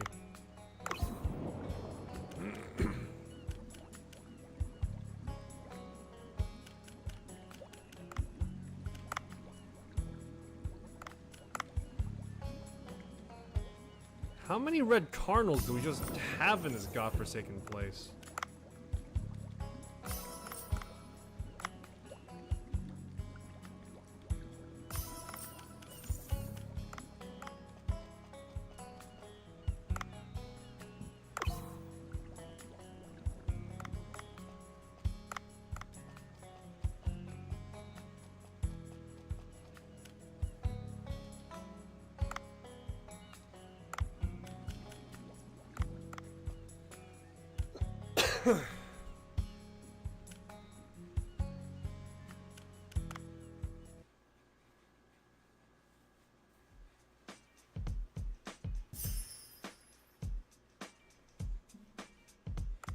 Alright, let's get to selling some of this stuff.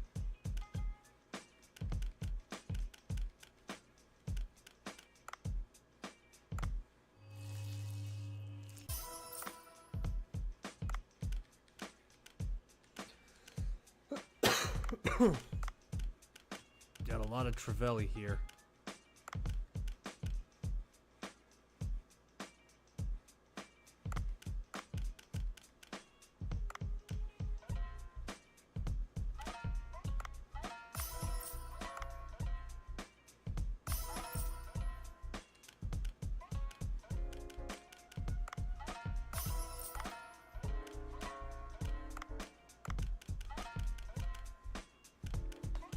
Atlantic mackerel.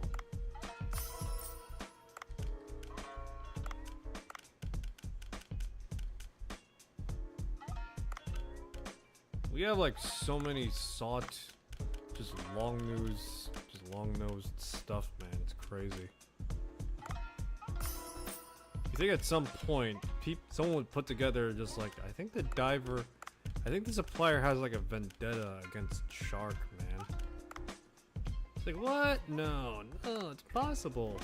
It's like, no, I think he's got a point, because for the most part, yeah. Seems like whoever is supplying the guy really has a vendetta against... Yeah, has a real big vendetta against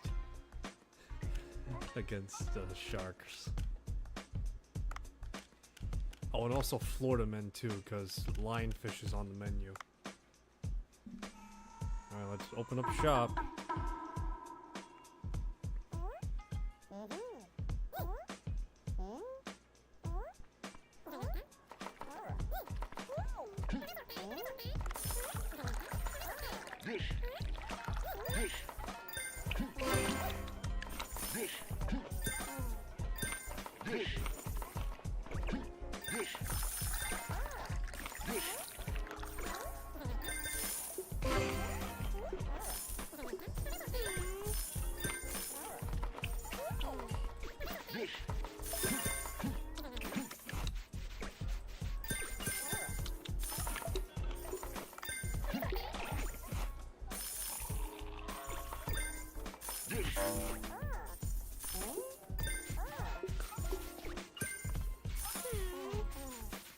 This might be our worst night yet.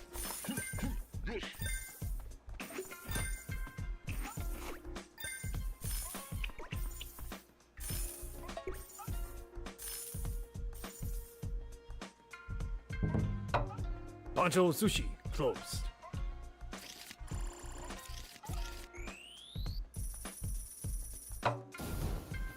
Oh boy. Yeah, this is our worst night yet. Operations, jeez. We barely made enough to make the cost split even.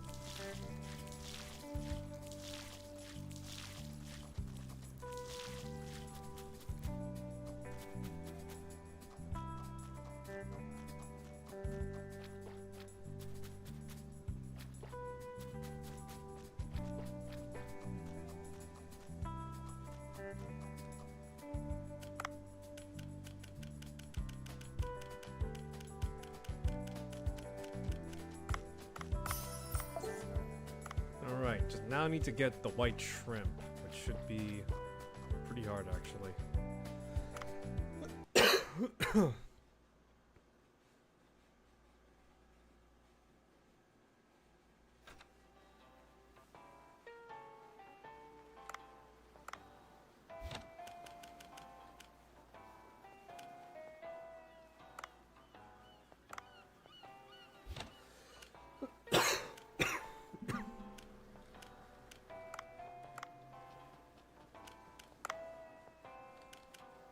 Decoy Dave.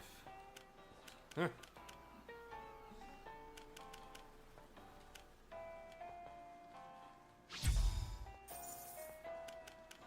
Right now, barely got enough to keep operations up.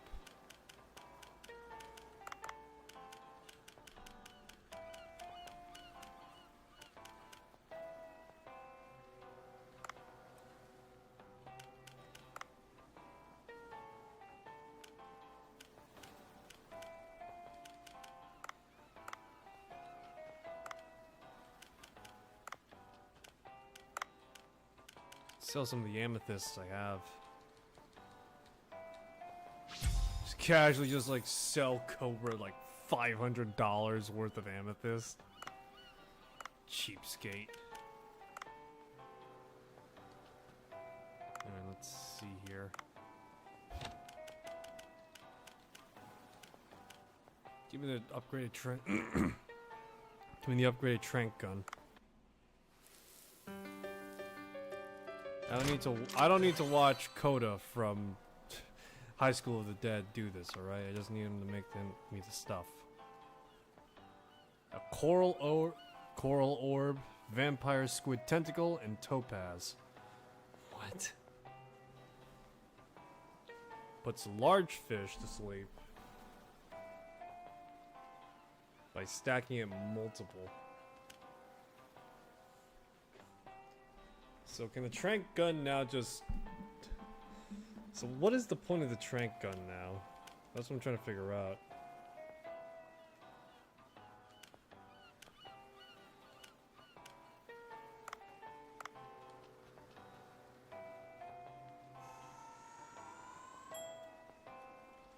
So what am I gonna... Great. I need white shrimp.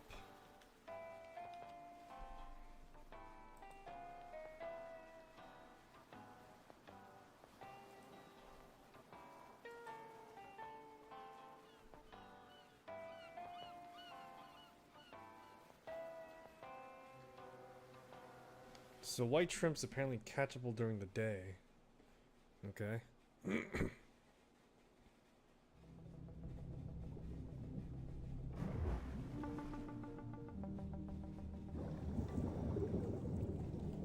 hold on, is that right?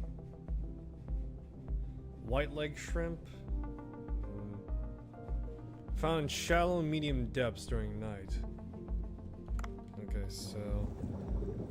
Alright, so I pretty much gotta go for more nighttime excursions. Great.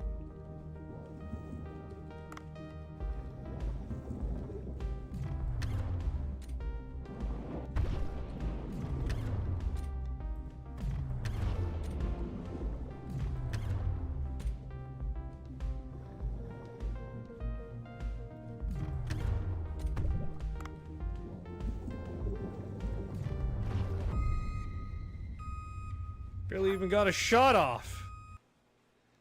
This is why I hate sharks in this game. Just the fact that they just tear your freaking health apart. Or in this case, your oxygen. Barely have a chance to just like get one off, and just like all of a sudden, like,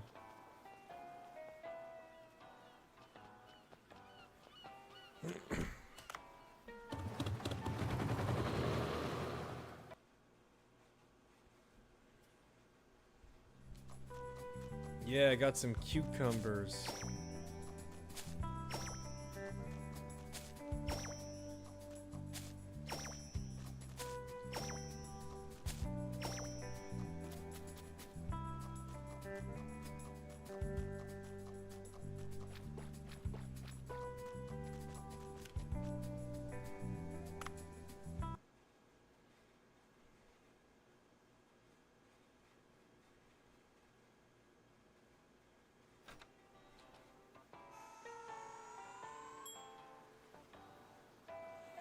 I hate sharks. Both the TV show and actual sharks.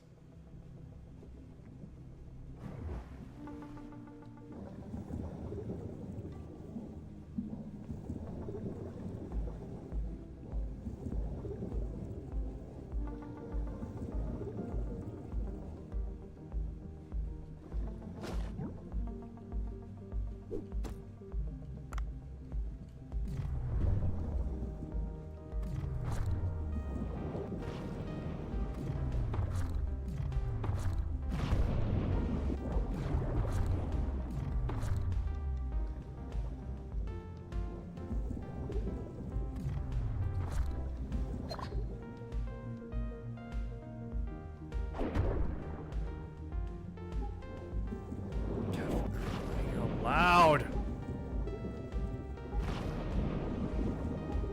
The tranq gun is just literally useless against sharks, man.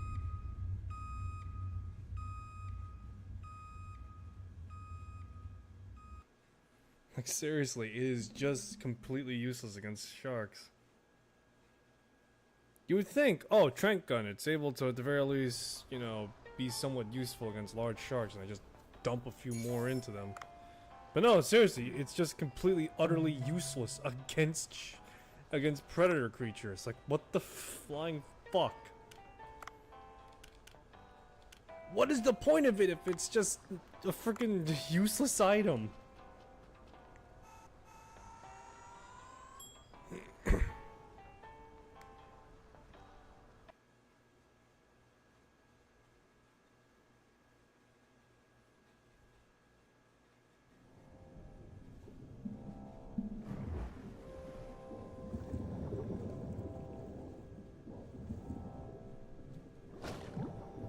Alright, another white shrimp in my inventory.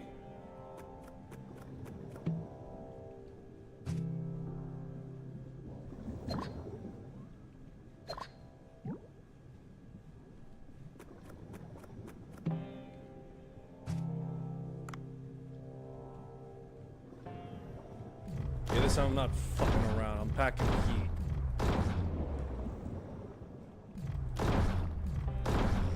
Your sweet, sweet supple flesh shall be meant to be used by the people.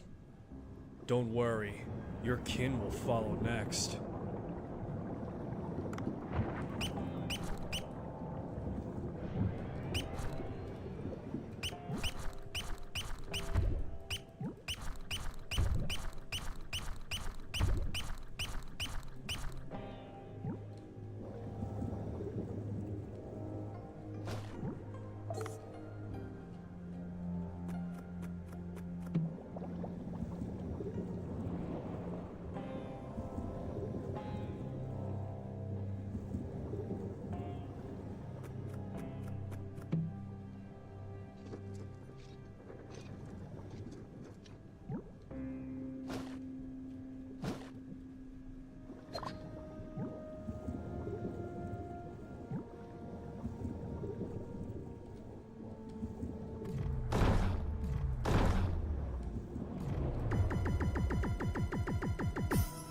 Wanna try?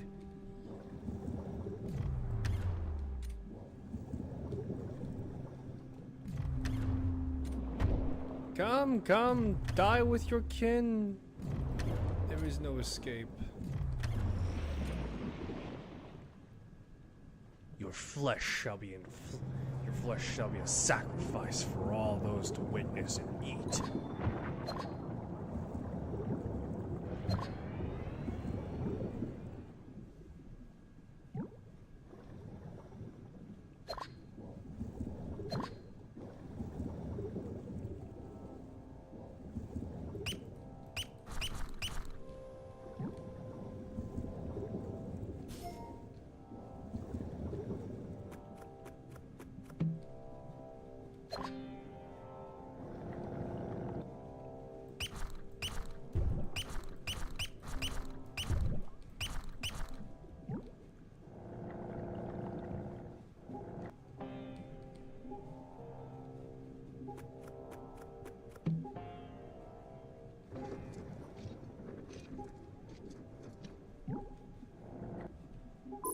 The sweet, sweet flesh that is the sharks shall be fed to the people today.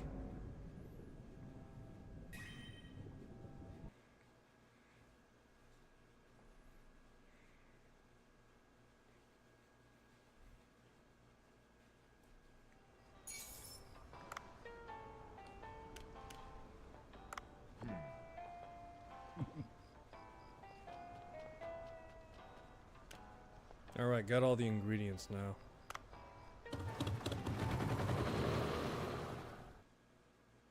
Tomorrow is going to be an auspicious day, as it were.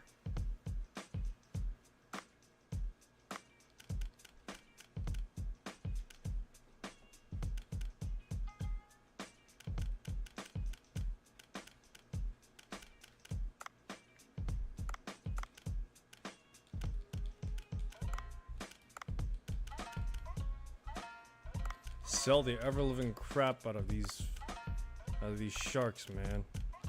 Everything else will be second fiddle.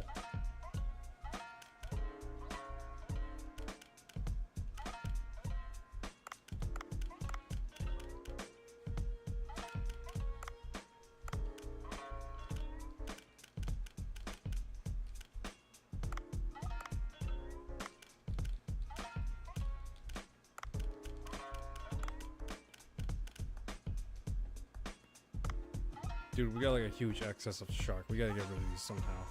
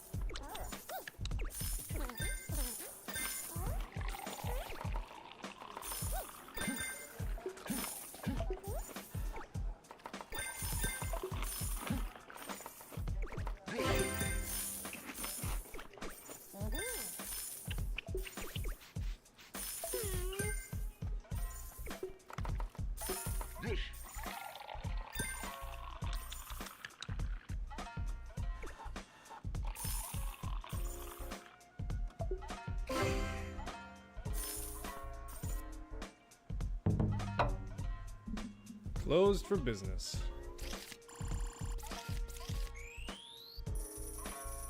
Alright, we're back up.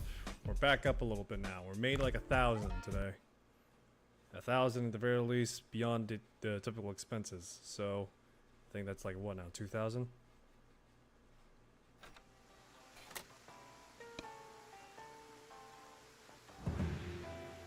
The VIP arrives. As well as the fact that it's a cucumber party now. Let me see here. What can I get? The net gun can be upgraded now. Fantastic. Yeah, right, you need freaking gunpowder to make a net gun. Or you know, you can make a net gun even better. Alright, let's try the net gun out at least.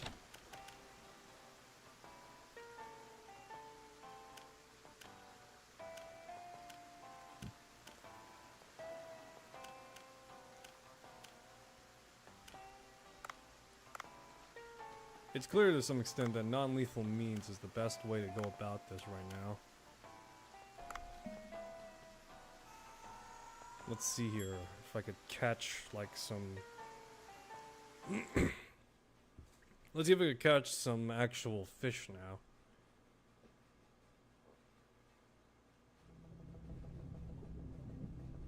Still need more rope though, that's for sure.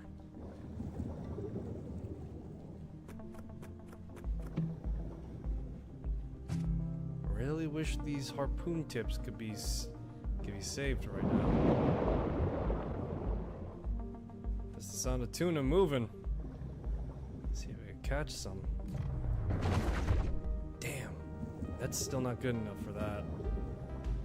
We'll live and let learn, I guess. I'm not trying to catch tuna anyway. Let's see if we can catch bigger fish.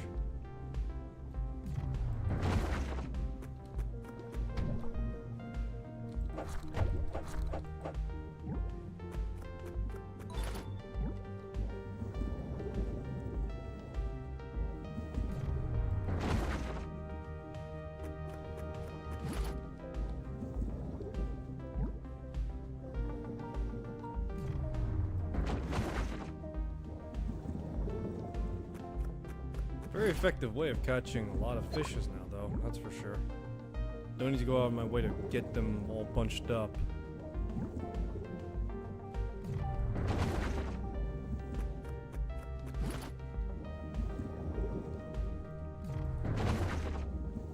And that's not good enough to catch the larger...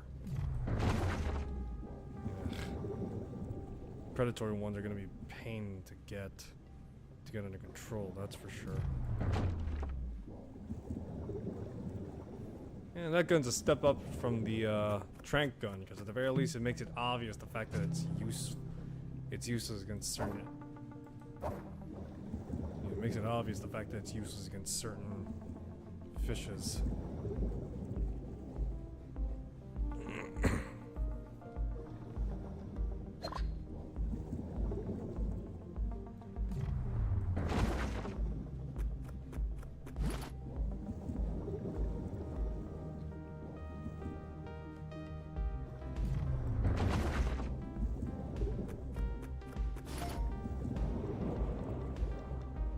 The problem now with the net gun is that it's very inconsistent with how it catches the other fishes.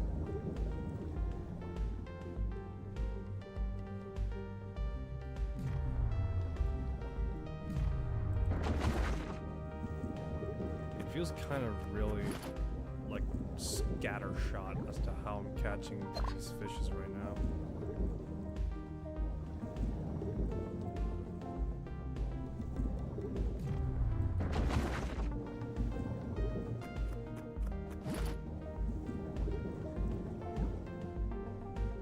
Who knows, maybe there's like a way to the madness or something like that, but still, it doesn't seem like there's any way to actually... So it seems like firing at the maximum length is the best way to get all the fish, but the problem now is the fact that intercepting is a thing. When I say intercepting, I mean the fact that you can catch the other... The fact that catching the other fish is literally on a freaking hair. It's literally the flip of a goddamn coin, because you have to account for length, whether they'll be there, or whether the fish will react to the fact that you shot a net in their direction. For now, though, it seems like the yield I got, it was pretty good. I'm not sure if the net gun will be any better later, though. I hope it is that I could use this against predators. Yeah, I hope the fact that I could use it against predators later down the line makes it hopefully useful.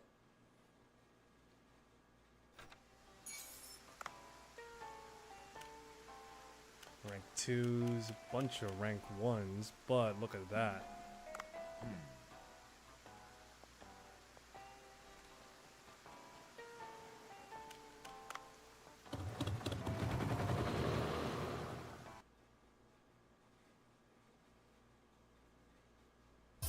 Oh.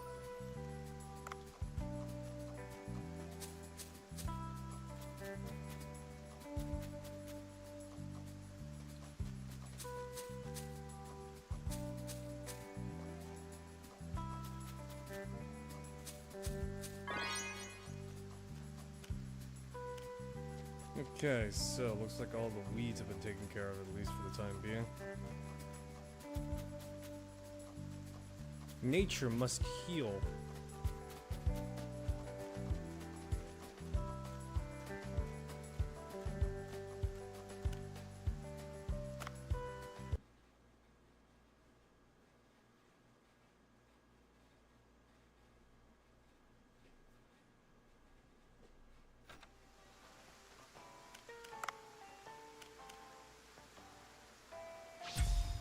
Could definitely use that right now, actually.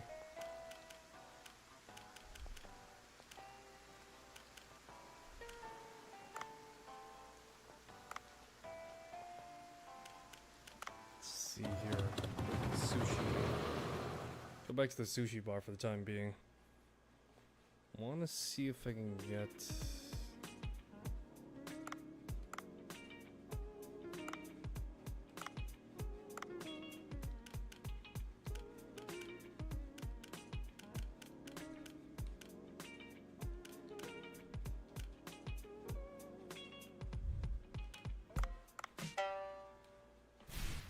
Just has a moment of clarity.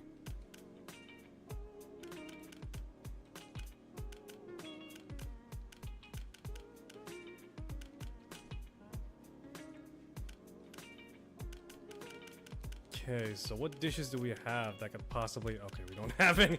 We literally have nothing to improve and just sell in this day of cucumbers. Just jacked up the price of the cucumber, I guess. Yeah, like anyone's gonna buy freaking skewered cucumbers for $326. Or just $320. Let's be honest here. But while we're here, I guess.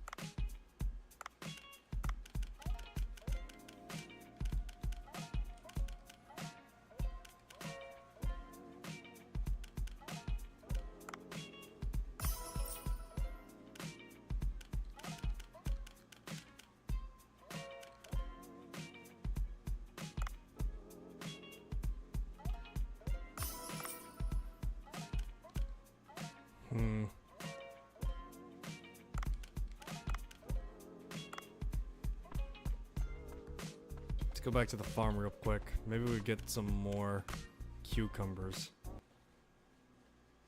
At the very least for today, we just need enough for like maybe another dish. Otto here is just like, why the flying shit do you want cucumbers, man? It's like pickles without the pickles.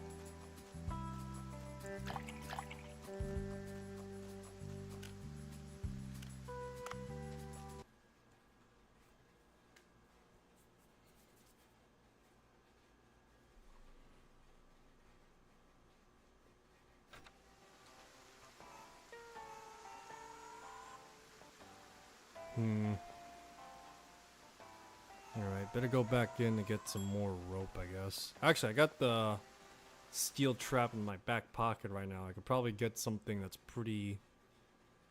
I could definitely get something that's gonna be possibly either tuna or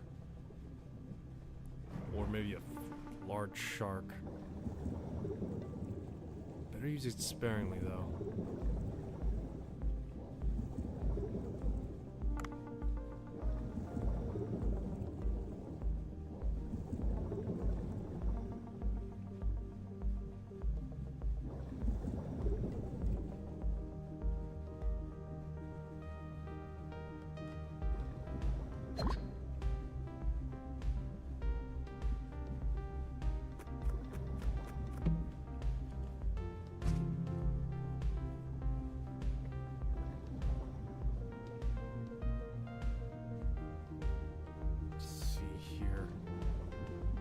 I'm curious. Can I catch the...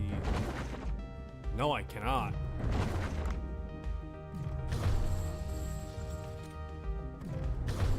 My net gun is still too small for fishes like that.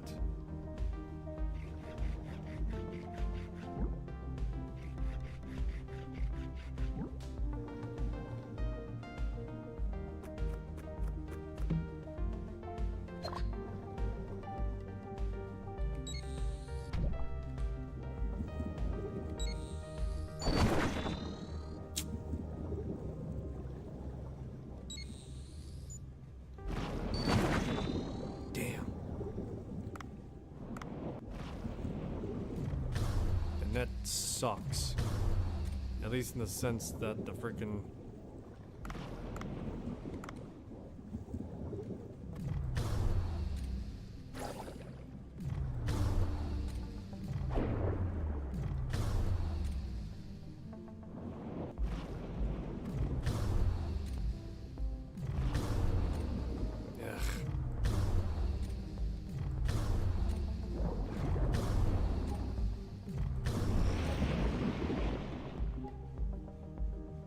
send my quarry back up there at least.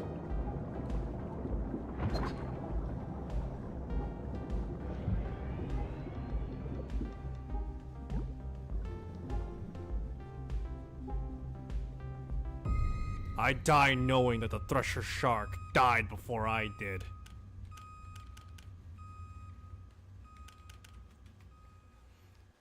I willingly accept the fact that I died first. But so did my adversary, the Thresher Shark.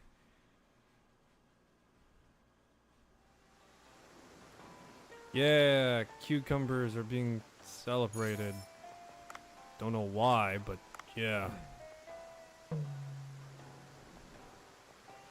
Alright, we got all the ingredients for Bancho's ordeal. Let's do this.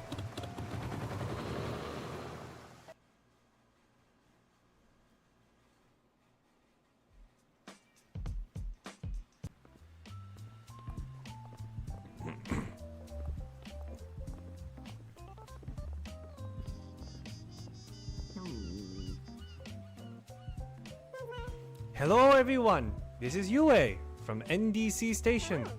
We have been waiting for today. Today we will see how this old conflict will end with whose victory. Bancho, are you ready? Yes. Pastro. Sono pronto. Let's get this started. Excellent. Let's begin. Challenge the chef. Now.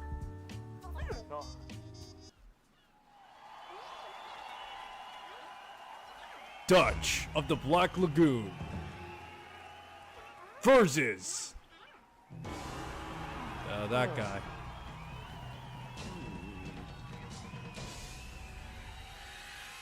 Begin. Prepare the squid. Gotta cook them up.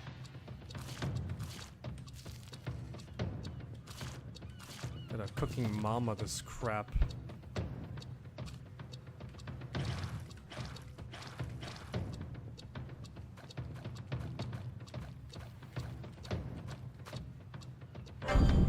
Good. Alright, yeah. Not perfect, apparently.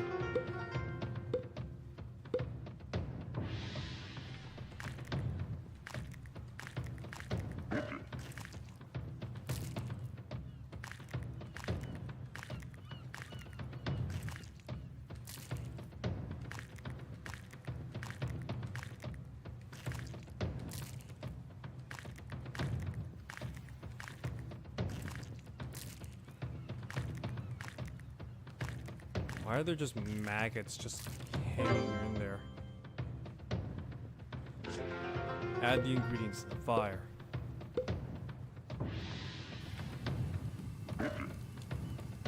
Hell?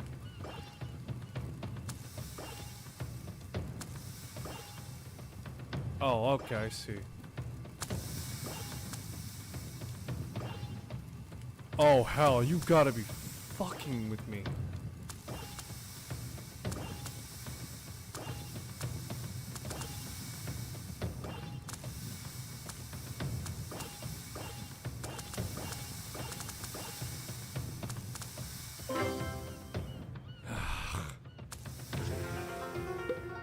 What?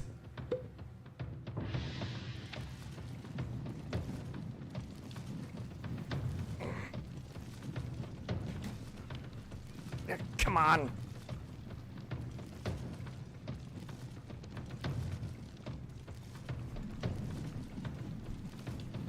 Come on, game.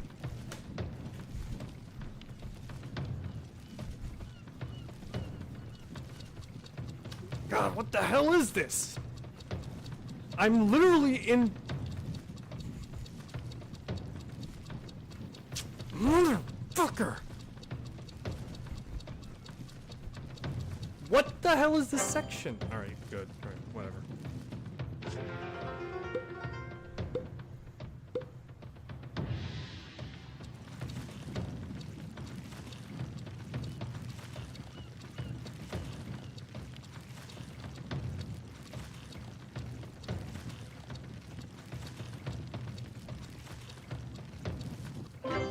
Okay. Add the pasta noodle.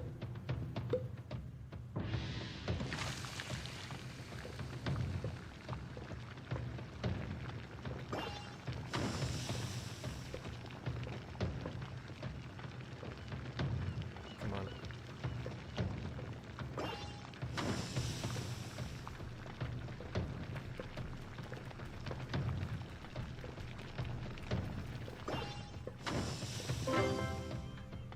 That looks burnt.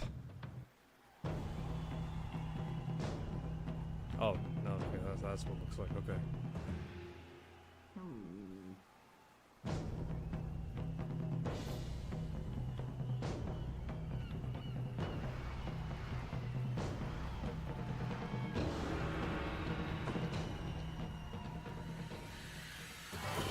Yeah, Dutch from the Black Lagoon wins again. Up yours, up yours, Italy.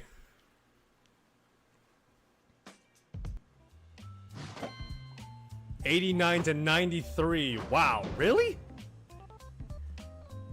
He served up carbonara as well, huh? Mamma mia! I can't believe it! I Pastoro Anto Giovanni defeated in a pasta contest.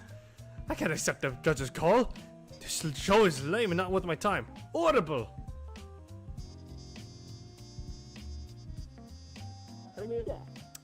Guy, that guy is hot-tempered. His carbonara was fantastic, though. It was unbelievable. I liked the combination of salty guanciale and soft yolk sauce. It was heavenly. Then why didn't he win, Vincent? Miss Lois, do you know why squid ink is used in dishes? What? Isn't that for color? Why bother making the color like that, though? Not really, Miss Lois. The visual is only part of the reason. Squid ink is reminiscent of the taste of nature's seawater. When I tasted Bancho's pasta, I saw the dark and quiet sea. Black pasta and nocturnal sea creatures dotting the Black Sea. I feel like diving into the dark, quiet sea naked at night. Why naked, though? Tastiness is subjective experience, after all. Even for a critic like myself, it's never easy to be objective. I like the taste of both dishes equally. However, I gave more points to Bancho for his near perfect representation of the theme in every nook and cranny of his dish. Your reasoning is absurd. Do you know who is the biggest sponsor of your program, don't you? I do know. Nolan Crawford, the chairman and the BNC group, who is your father. He is also my sensei. You know my father personally. How's that possible?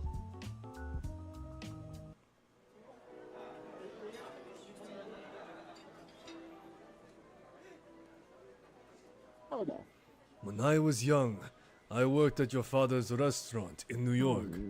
Back then, I was nothing but an inexperienced apprentice cook.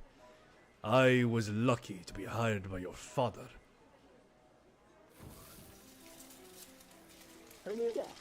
My first job was cooking omelets. Although eggs are a common ingredient, It was the hardest to master. It's very good to time the perfect motion to flip the omelet in the frying pan. I was struggling to figure that out.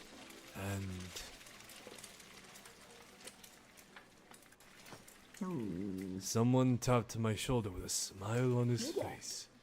It was your father, Nolan Crawford. Oh, look at him, that charismatic smile him. He kindly taught me when and how to better flip the egg. He, the restaurant owner, didn't mind spending precious time teaching a new hire.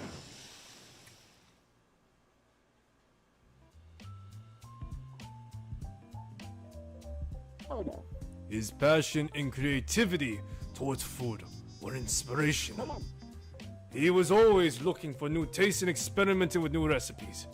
He failed more times than I can remember, but he succeeded in the end. I see. Now, he is an entrepreneur of a large corporation, but I believe his passion would never change. I feel it. Miss Lois, why don't you try Bancho's pasta yourself? Well, if you insist.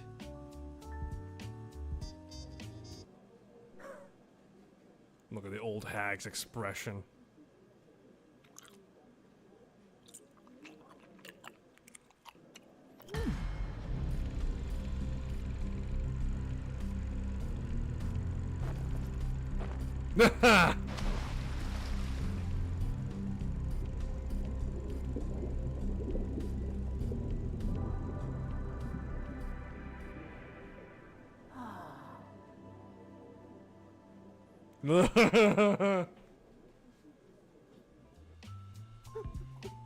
I admit, I was prejudiced. This pasta is incredible. It's not just a visual, a natural flavor of each ingredient. I criticize this dish without even trying it. I'm not worthy to be a restaurant critic. Don't blame yourself. We just have different philosophy about food. Pancho, I know it's a rather abrupt offer, but would you be interested in opening a branch? A branch. Yes, another Bancho sushi. Clearly there are many who don't understand your food philosophy, but they taste your food at least once to wake up to a new dimension of food. I want them to have that mind-blowing opportunity, but your current restaurant's too small. It's big enough for me. Your restaurant's already widely known. People will soon visit your place in droves sooner or later. You need to prepare to maintain the quality of your food you serve. If you open branches, it'll be harder for him to control food quality. He has staff members who sincerely follow his philosophies, right? He can be the manager of the branch. Manager, you say? Don't worry. Trust your staff. They know what to do to live up to your reputation you built. Trust your staff and let more people taste your food. I don't have a management system and funds to open a branch yet. That I can help you with. I know how to operate a franchise. Well educated by that, and by that matter, by my father. I have skills and money needed, and I won't ask for anything in return. Consider this your reward for winning the contest. I'm not sure if this is right. Bancho sushi without me? Bancho, maybe give it a try. This will be a good challenge for the staff to grow further. That's everyone's thought. No choice. I'll open a branch. So, what am I to do though? Order wooden planks or something? Don't worry about constructions. B&C Company will take care of it. Just name the manager and decide what to serve with what ingredients, Bancho. Well, it's about time for the night shift. Construction will be completed by tomorrow morning. She's gotta be kidding. Anyway, I realized I was close-minded about new approaches to food. I apologize for my poor review of your dish in the past. From now, I will spread your food far and wide. I will contact you again when branch is ready for business. What, development? Huh.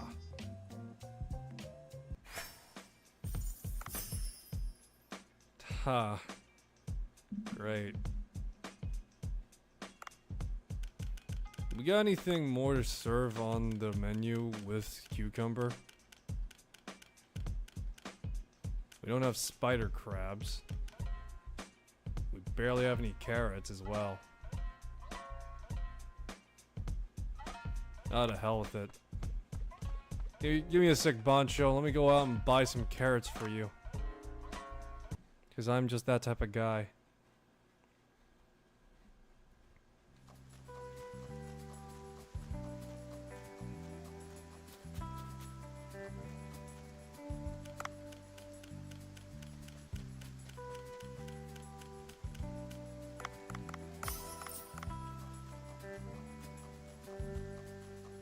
Poor kid is just standing out in the rain. He's just away from his father.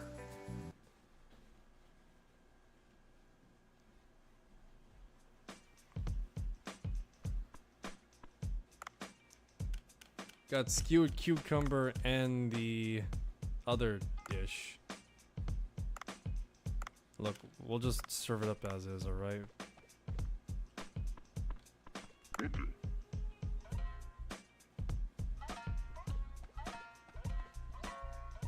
Let's do this.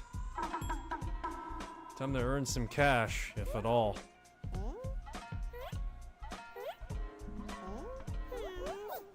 Man, what is with you guys and just zucchini, man?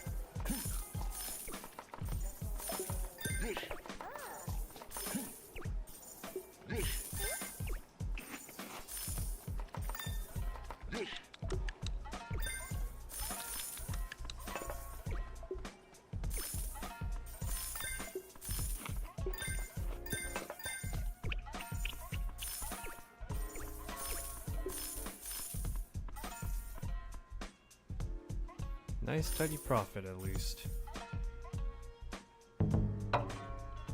Bancho Sushi closed. The skewered cucumber was really popular.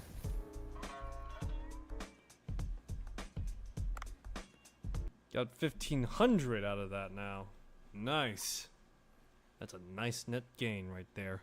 Ooh, baby. I can't wait to waste it all on getting a new harpoon gun.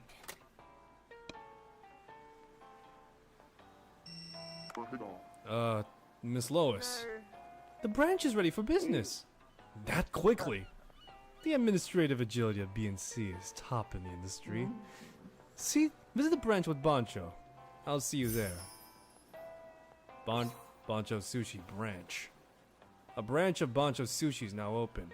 Assign a manager and employees to the branch and send the required ingredients to run the business automatically. The hump-head parrotfish. Alright, time to go to the branch, I guess.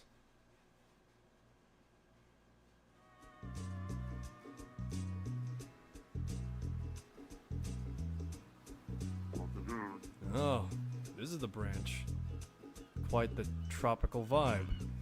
Not exactly my taste, but it blends in well with the surrounding environment.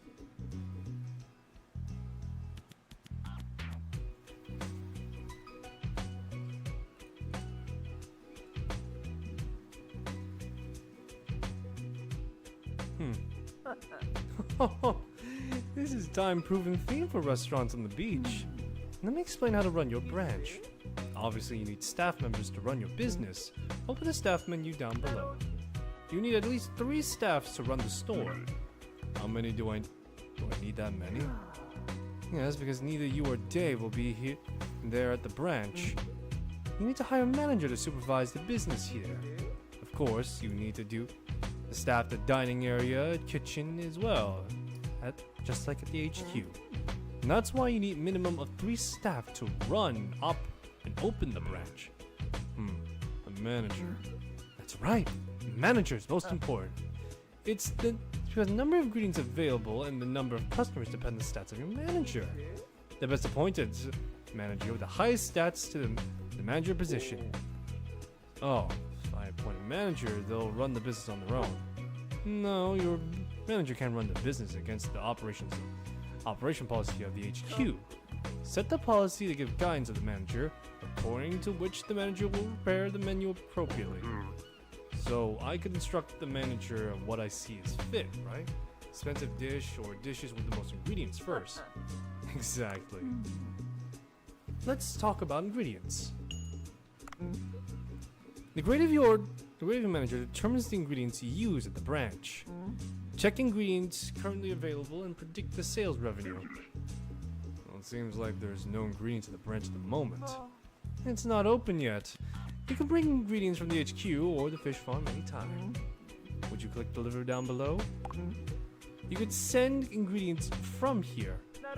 As I said earlier, your manager cannot use ingredients whose grade is higher than theirs. I am sure that you now understand what to do with the branch.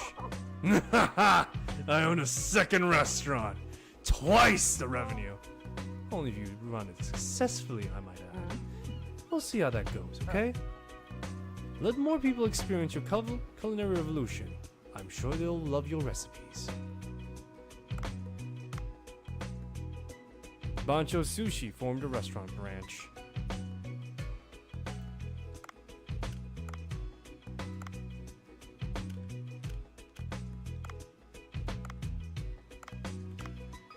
Got no staff on hand right now. Haven't bothered hiring anyone.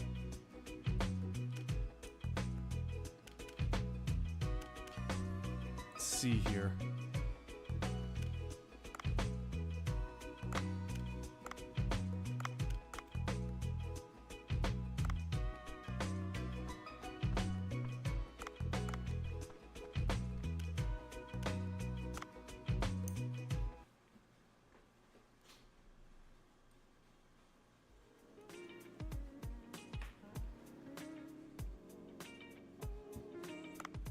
Okay, so I guess now we should get some more. Get some more people going, I guess. We can get like 3 more people, so sure.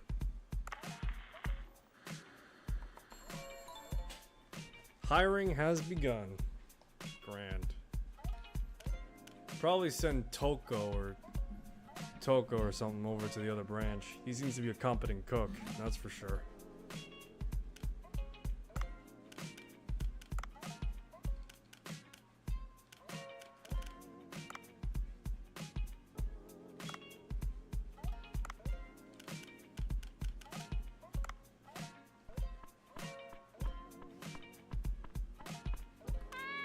Meow. Oh, that's right. I lost the high quality fish food.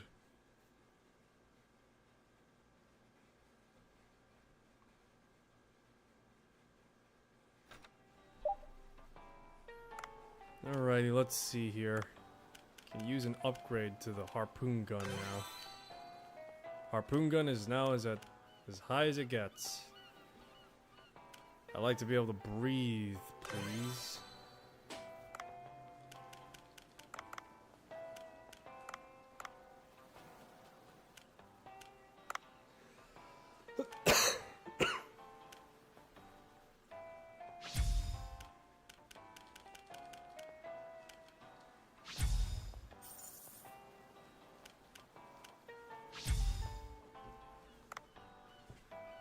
Alrighty.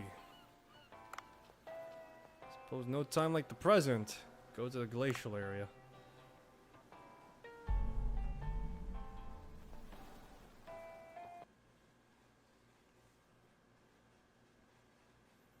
Time to delve deeper into the glacial area then. I've been putting it off for a long while.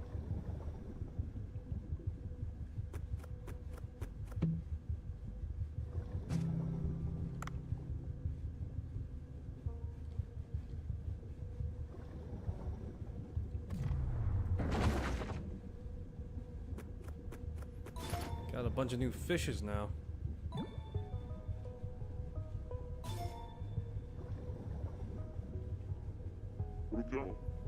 Wow, it's really warm.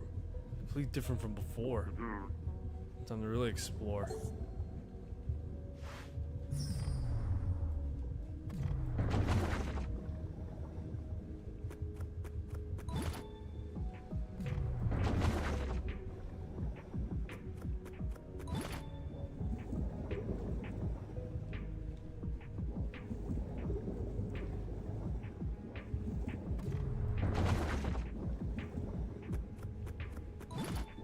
Got a polar eagle out. Lightning sniper, level 2. Is that a narwhal?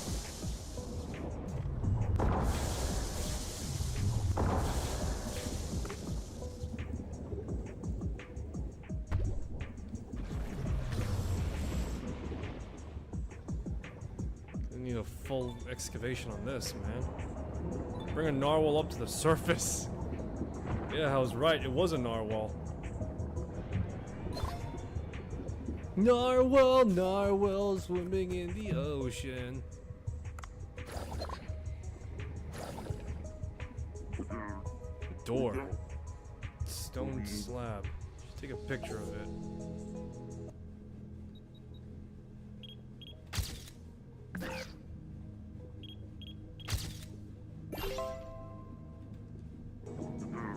Good enough. Better go back up top side when I can.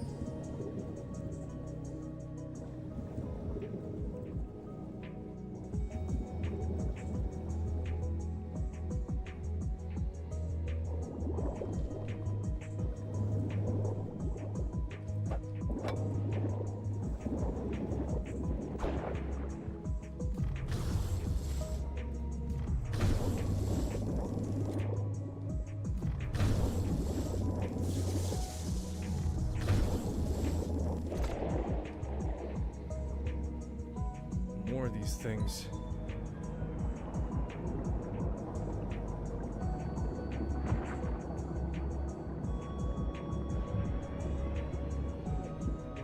Damn, how deep does the blue hole go?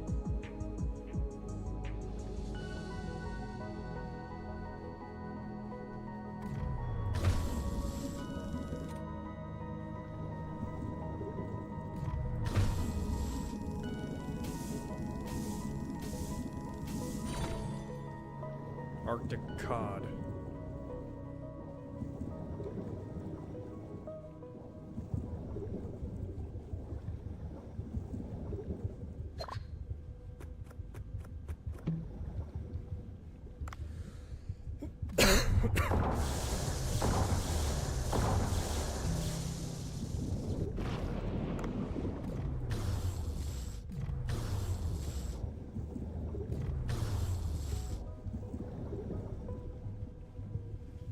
Got another shark here.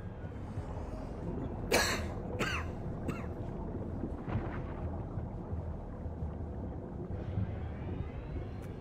see here. Could use a. You know what I could use? A grenade launcher. North Star Pacific Sea Star. Quahog shell. Some high quality cat food, man.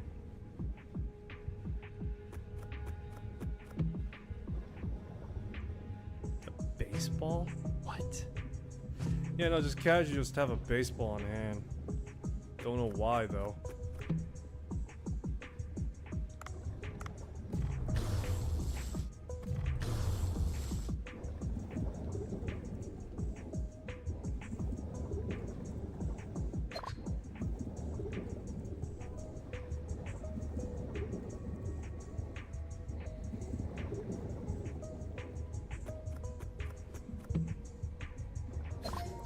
Just got a curry block. What the hell?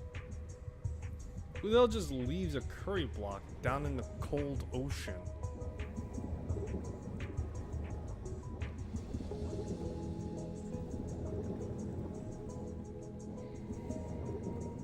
Man, this is just really bright though.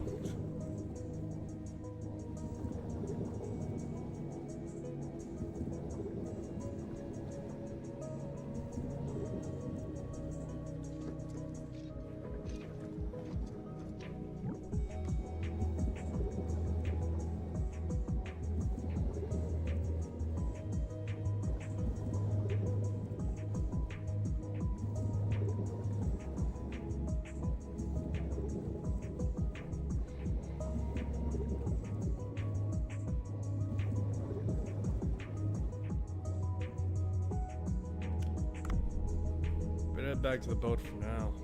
Can't go any deeper, and I need to go get this picture of Dr. Bacon anyway. Dr. Bacon.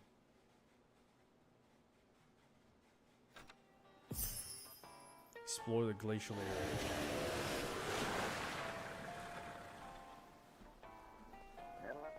area. Dr. Bacon, could you look at this picture? Oh, an ancient stone slab of the sea people. It's very old and poorly weathered. No matter, it should be enough to run the decoder equipment with. Hold the picture for a moment.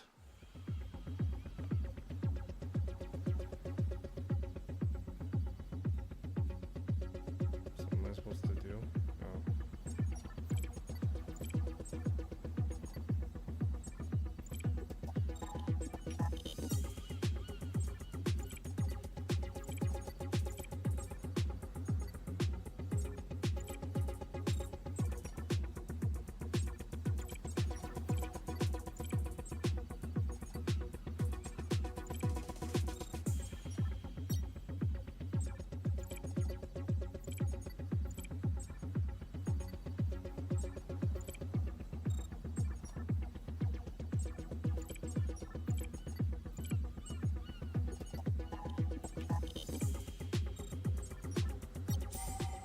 Yay!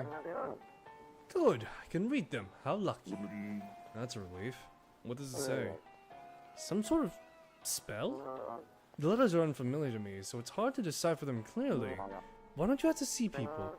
There has to be someone who knows, has knowledge of cartography, of cryptography, or some spell. Or some spells. I don't know. Ancient spell that even Dr. Bacon can't decipher? I remember seeing many old books in the Sea People Temple. Niamo might be able to help.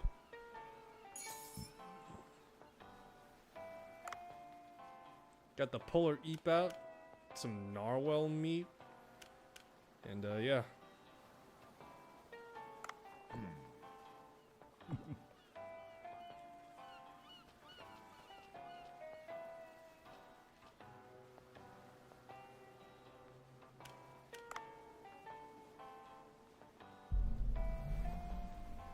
So I pretty much have a, so I pretty much got the equivalent of a Tau cannon in my back pocket with how the, with how it deals like 40 damage per.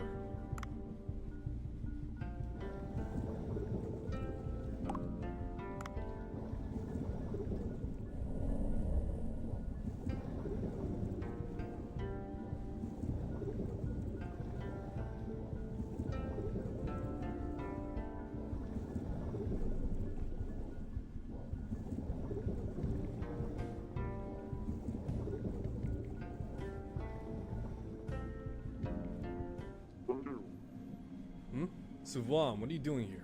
Reading books? Are you surprised? My keen analytical abilities come from books I read. Ah, no, long time no see, human. I was sorting books. How can I help you? Look at this picture. It's an ancient spell, but I don't understand what it means. I roughly understand what it means. Where was this slab located? Large of a front closed door in the glacial area. I see. According to the book, there are 3 large doors in the glacial area. One inside those doors is a switch that'll lead to the Divine Tree control room. I I did an analysis and found that the earthquakes are caused by the Divine Tree Control Room. Activate all switches, and you should be able to access the Divine Tree Control Room. Well, that's not gonna be easy.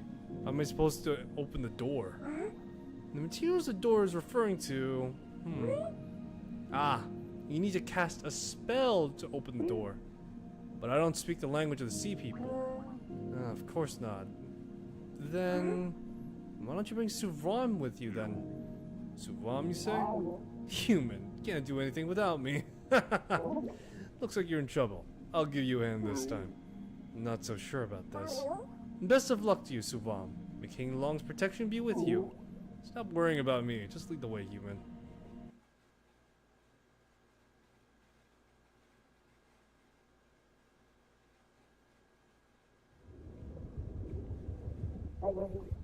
This must be the door. Well, I suppose I'm supposed to cast the spell Niemo taught me. Watch and learn. Octorin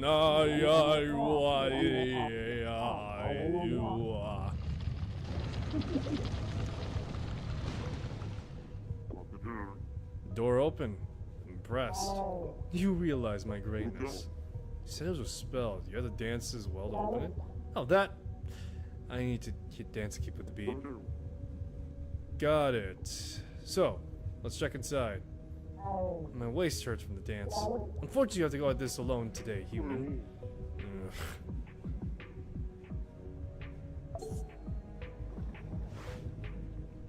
Let's see what's in here.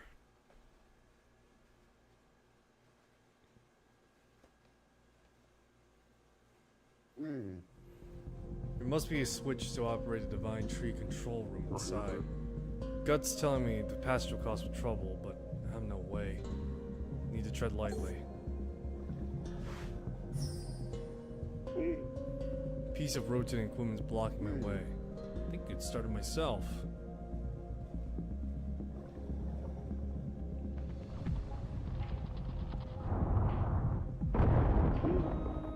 Equipment started working, the stakes are moving.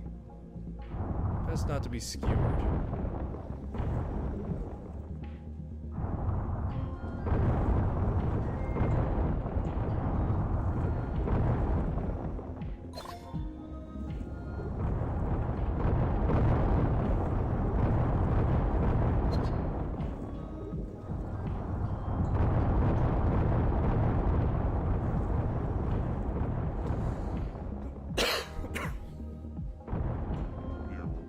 Passage is blocked by ice. Maybe just do something with the rotating equipment.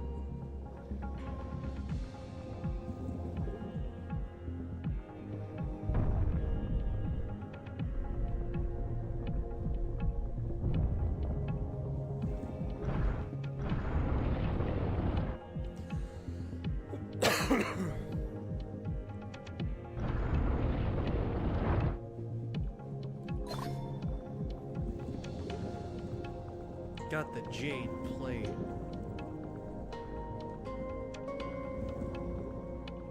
Let's see where it's supposed to go.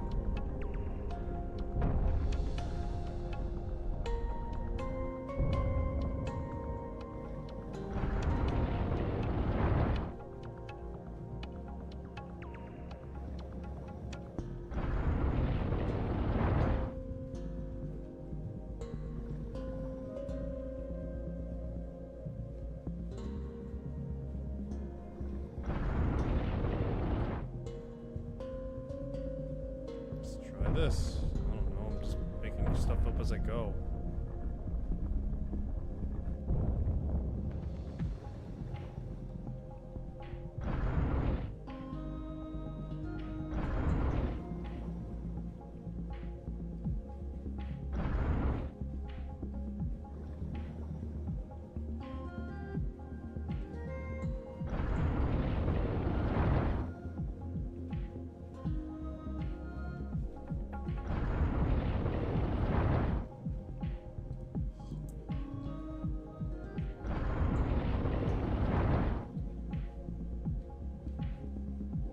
Guess like this?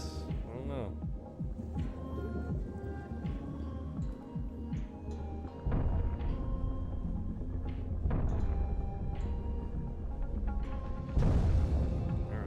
guess that's worse. Ice broke. Time to go down.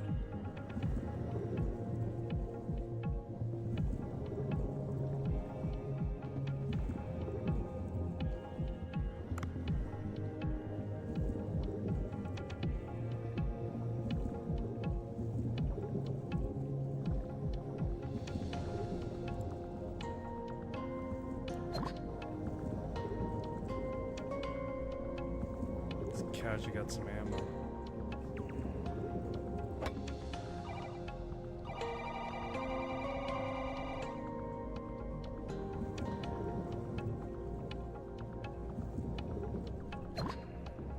Jade marble.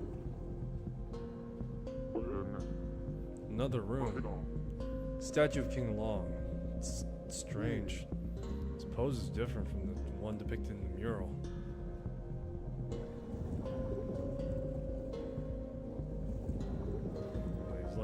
Doing like a really interpretive.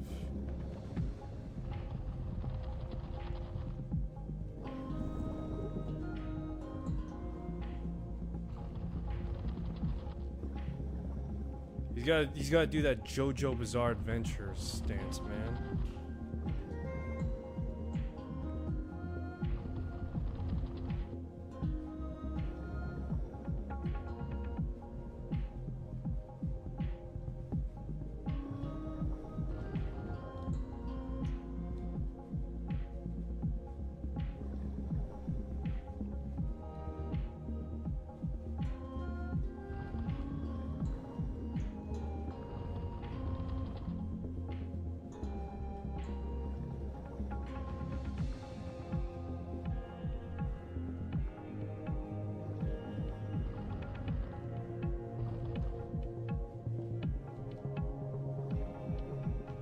Maybe just because of the fact that he needs his friggin' whatever.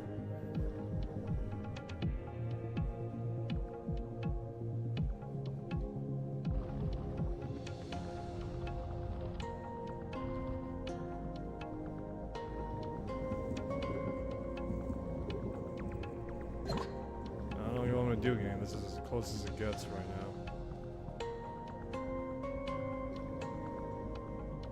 To make his head like turn around, just like full 180 or some crap. Break his neck, break his neck, break his neck.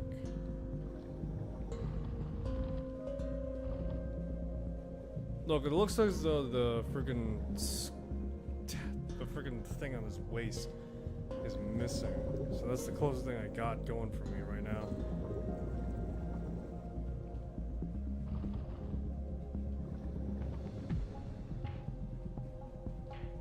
Looks as though he's doing like the freaking rock. It looks as though he's doing like the rocks, like the rocks freaking whatever right now. Look at him. You know how like the Rock is like does his like Samoan war cry or whatever the hell?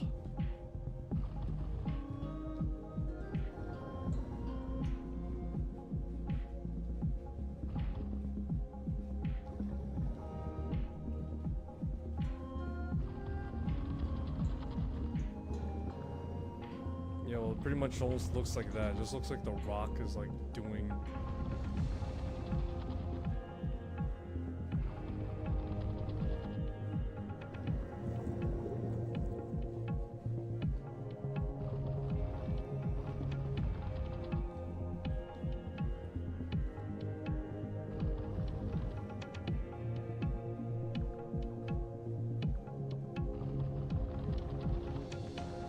I offer perfection.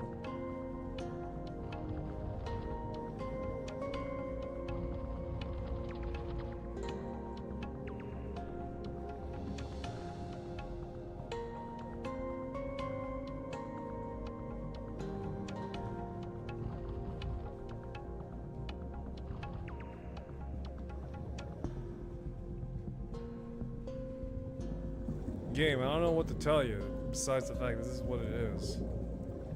It's freaking King Long doing the Rock Samoa, just doing It's just King Long doing the Rock's freaking Samoan war band thing.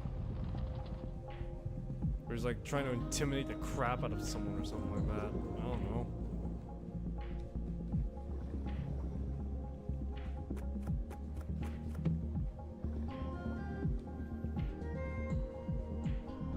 Look, he's already doing the JoJo stance game. I don't know what you want me to do.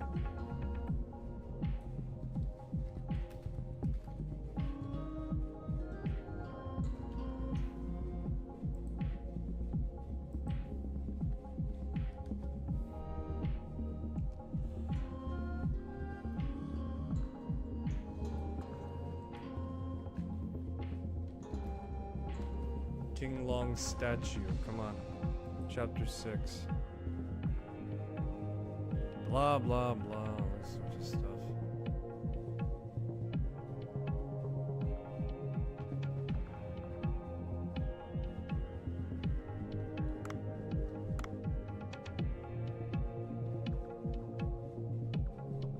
Look, I'm intimidating it as best as I can. What the hell am I doing differently compared to the picture I'm looking at right now?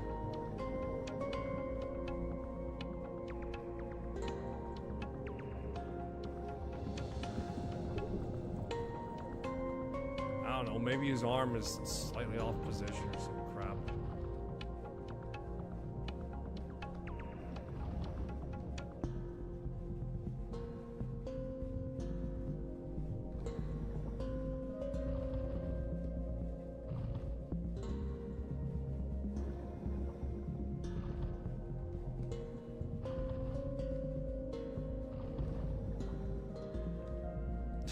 Crying out loud, game. This is as close as it gets to the damn pose.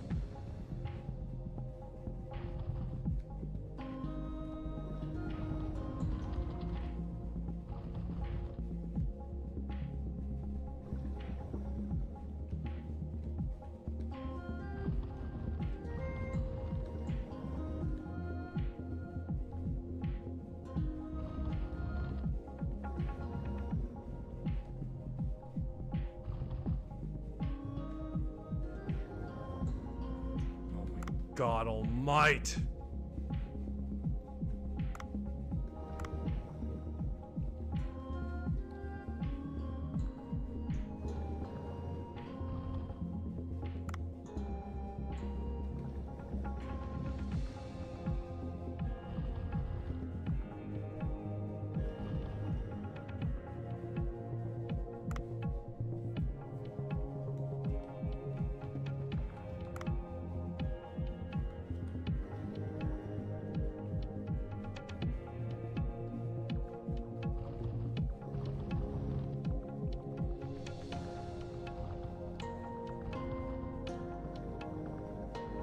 Game, this is as closest to the fucking mural as you're getting.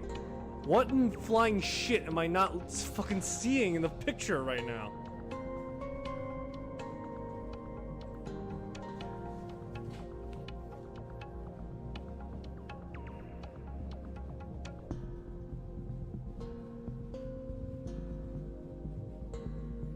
Let's see, big statue, move the mechanisms, imitate the pose.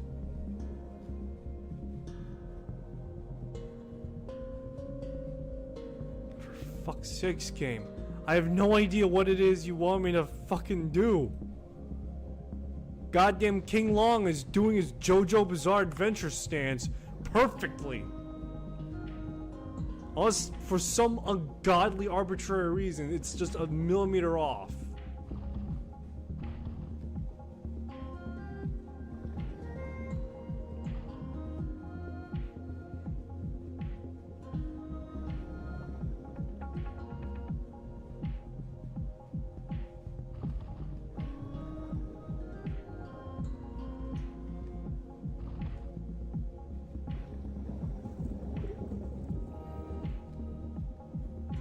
What the fuck am I looking at? Seriously!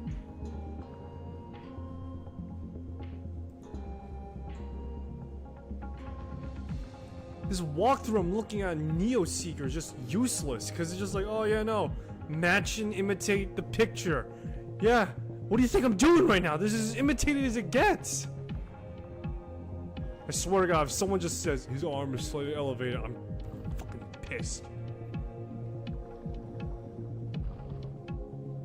His arm is slightly elevated. His head is tilted too far.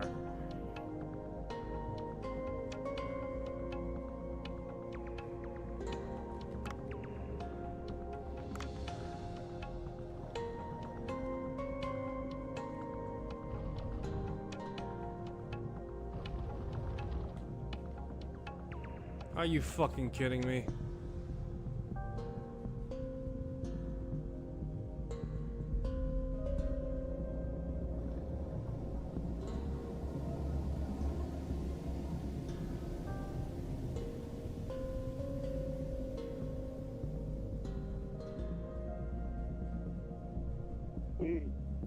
Wow. Is this really the ancient seed people's technology? Impressive. Heard a noise from afar. Must be the first contraption Yamo told me about.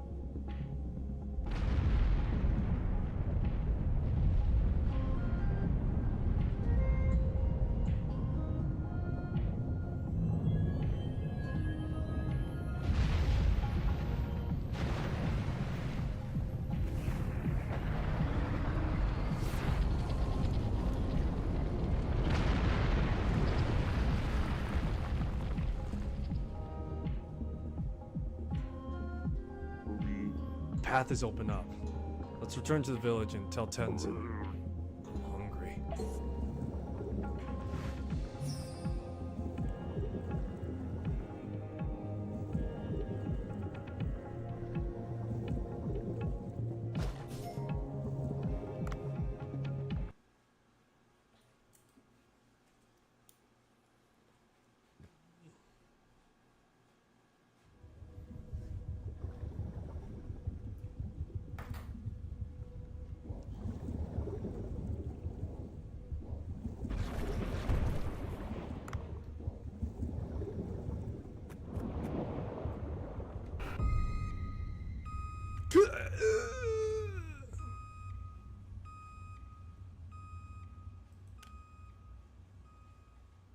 Yeah, and I lost all the expensive crap because a narwhal just came out of the middle of nowhere. What the fuck?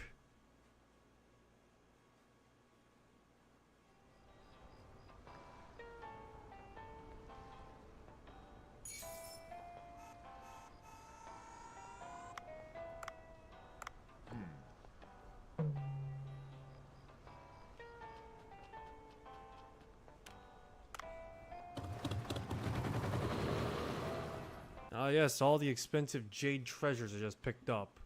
Gone. Gee, thanks a lot, game.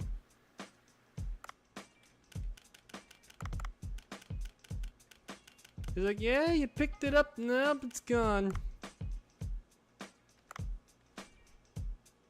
Let's see what's on the menu. Got some Atlantic cod.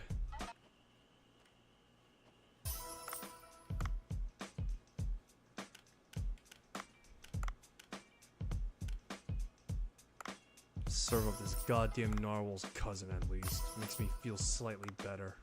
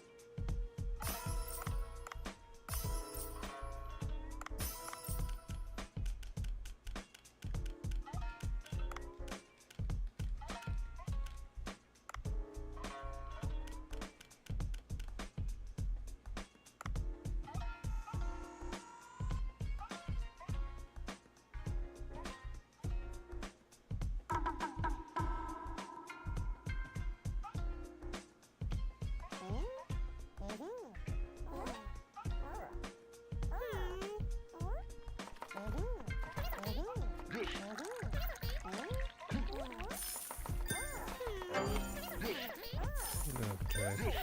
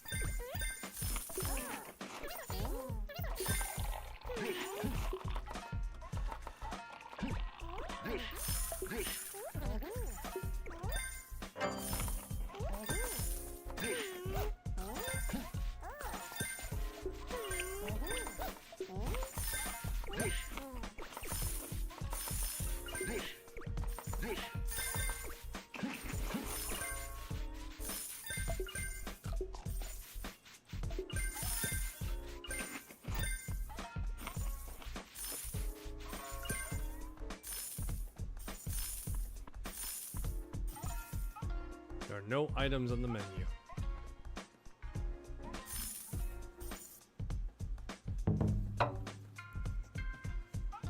Well, at the very least, we made some income. Not a bad haul, although it's not hard to improve on garbage, that's for sure. We need more staff on hand.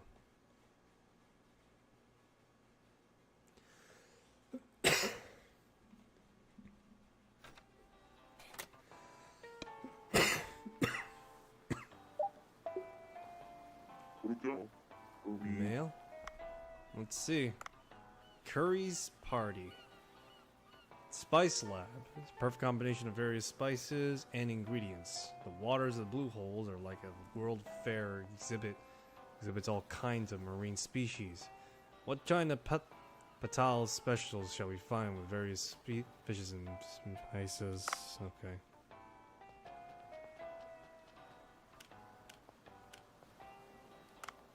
Let's check at the sushi. Let's check at the den real quick. See if we got anything going.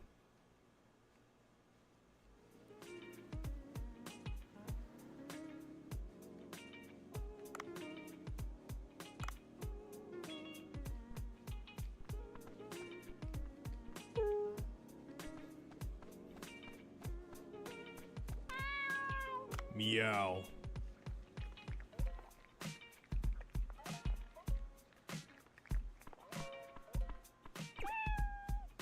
Meow. That's it. Alright. Jeez, I'm tired right now. I'm gonna put this on wrap for the time being. Thanks for stopping by. Hope you enjoy the stream. Oh man, performance is suffering right now. Our performance is suffering. I dislike it greatly.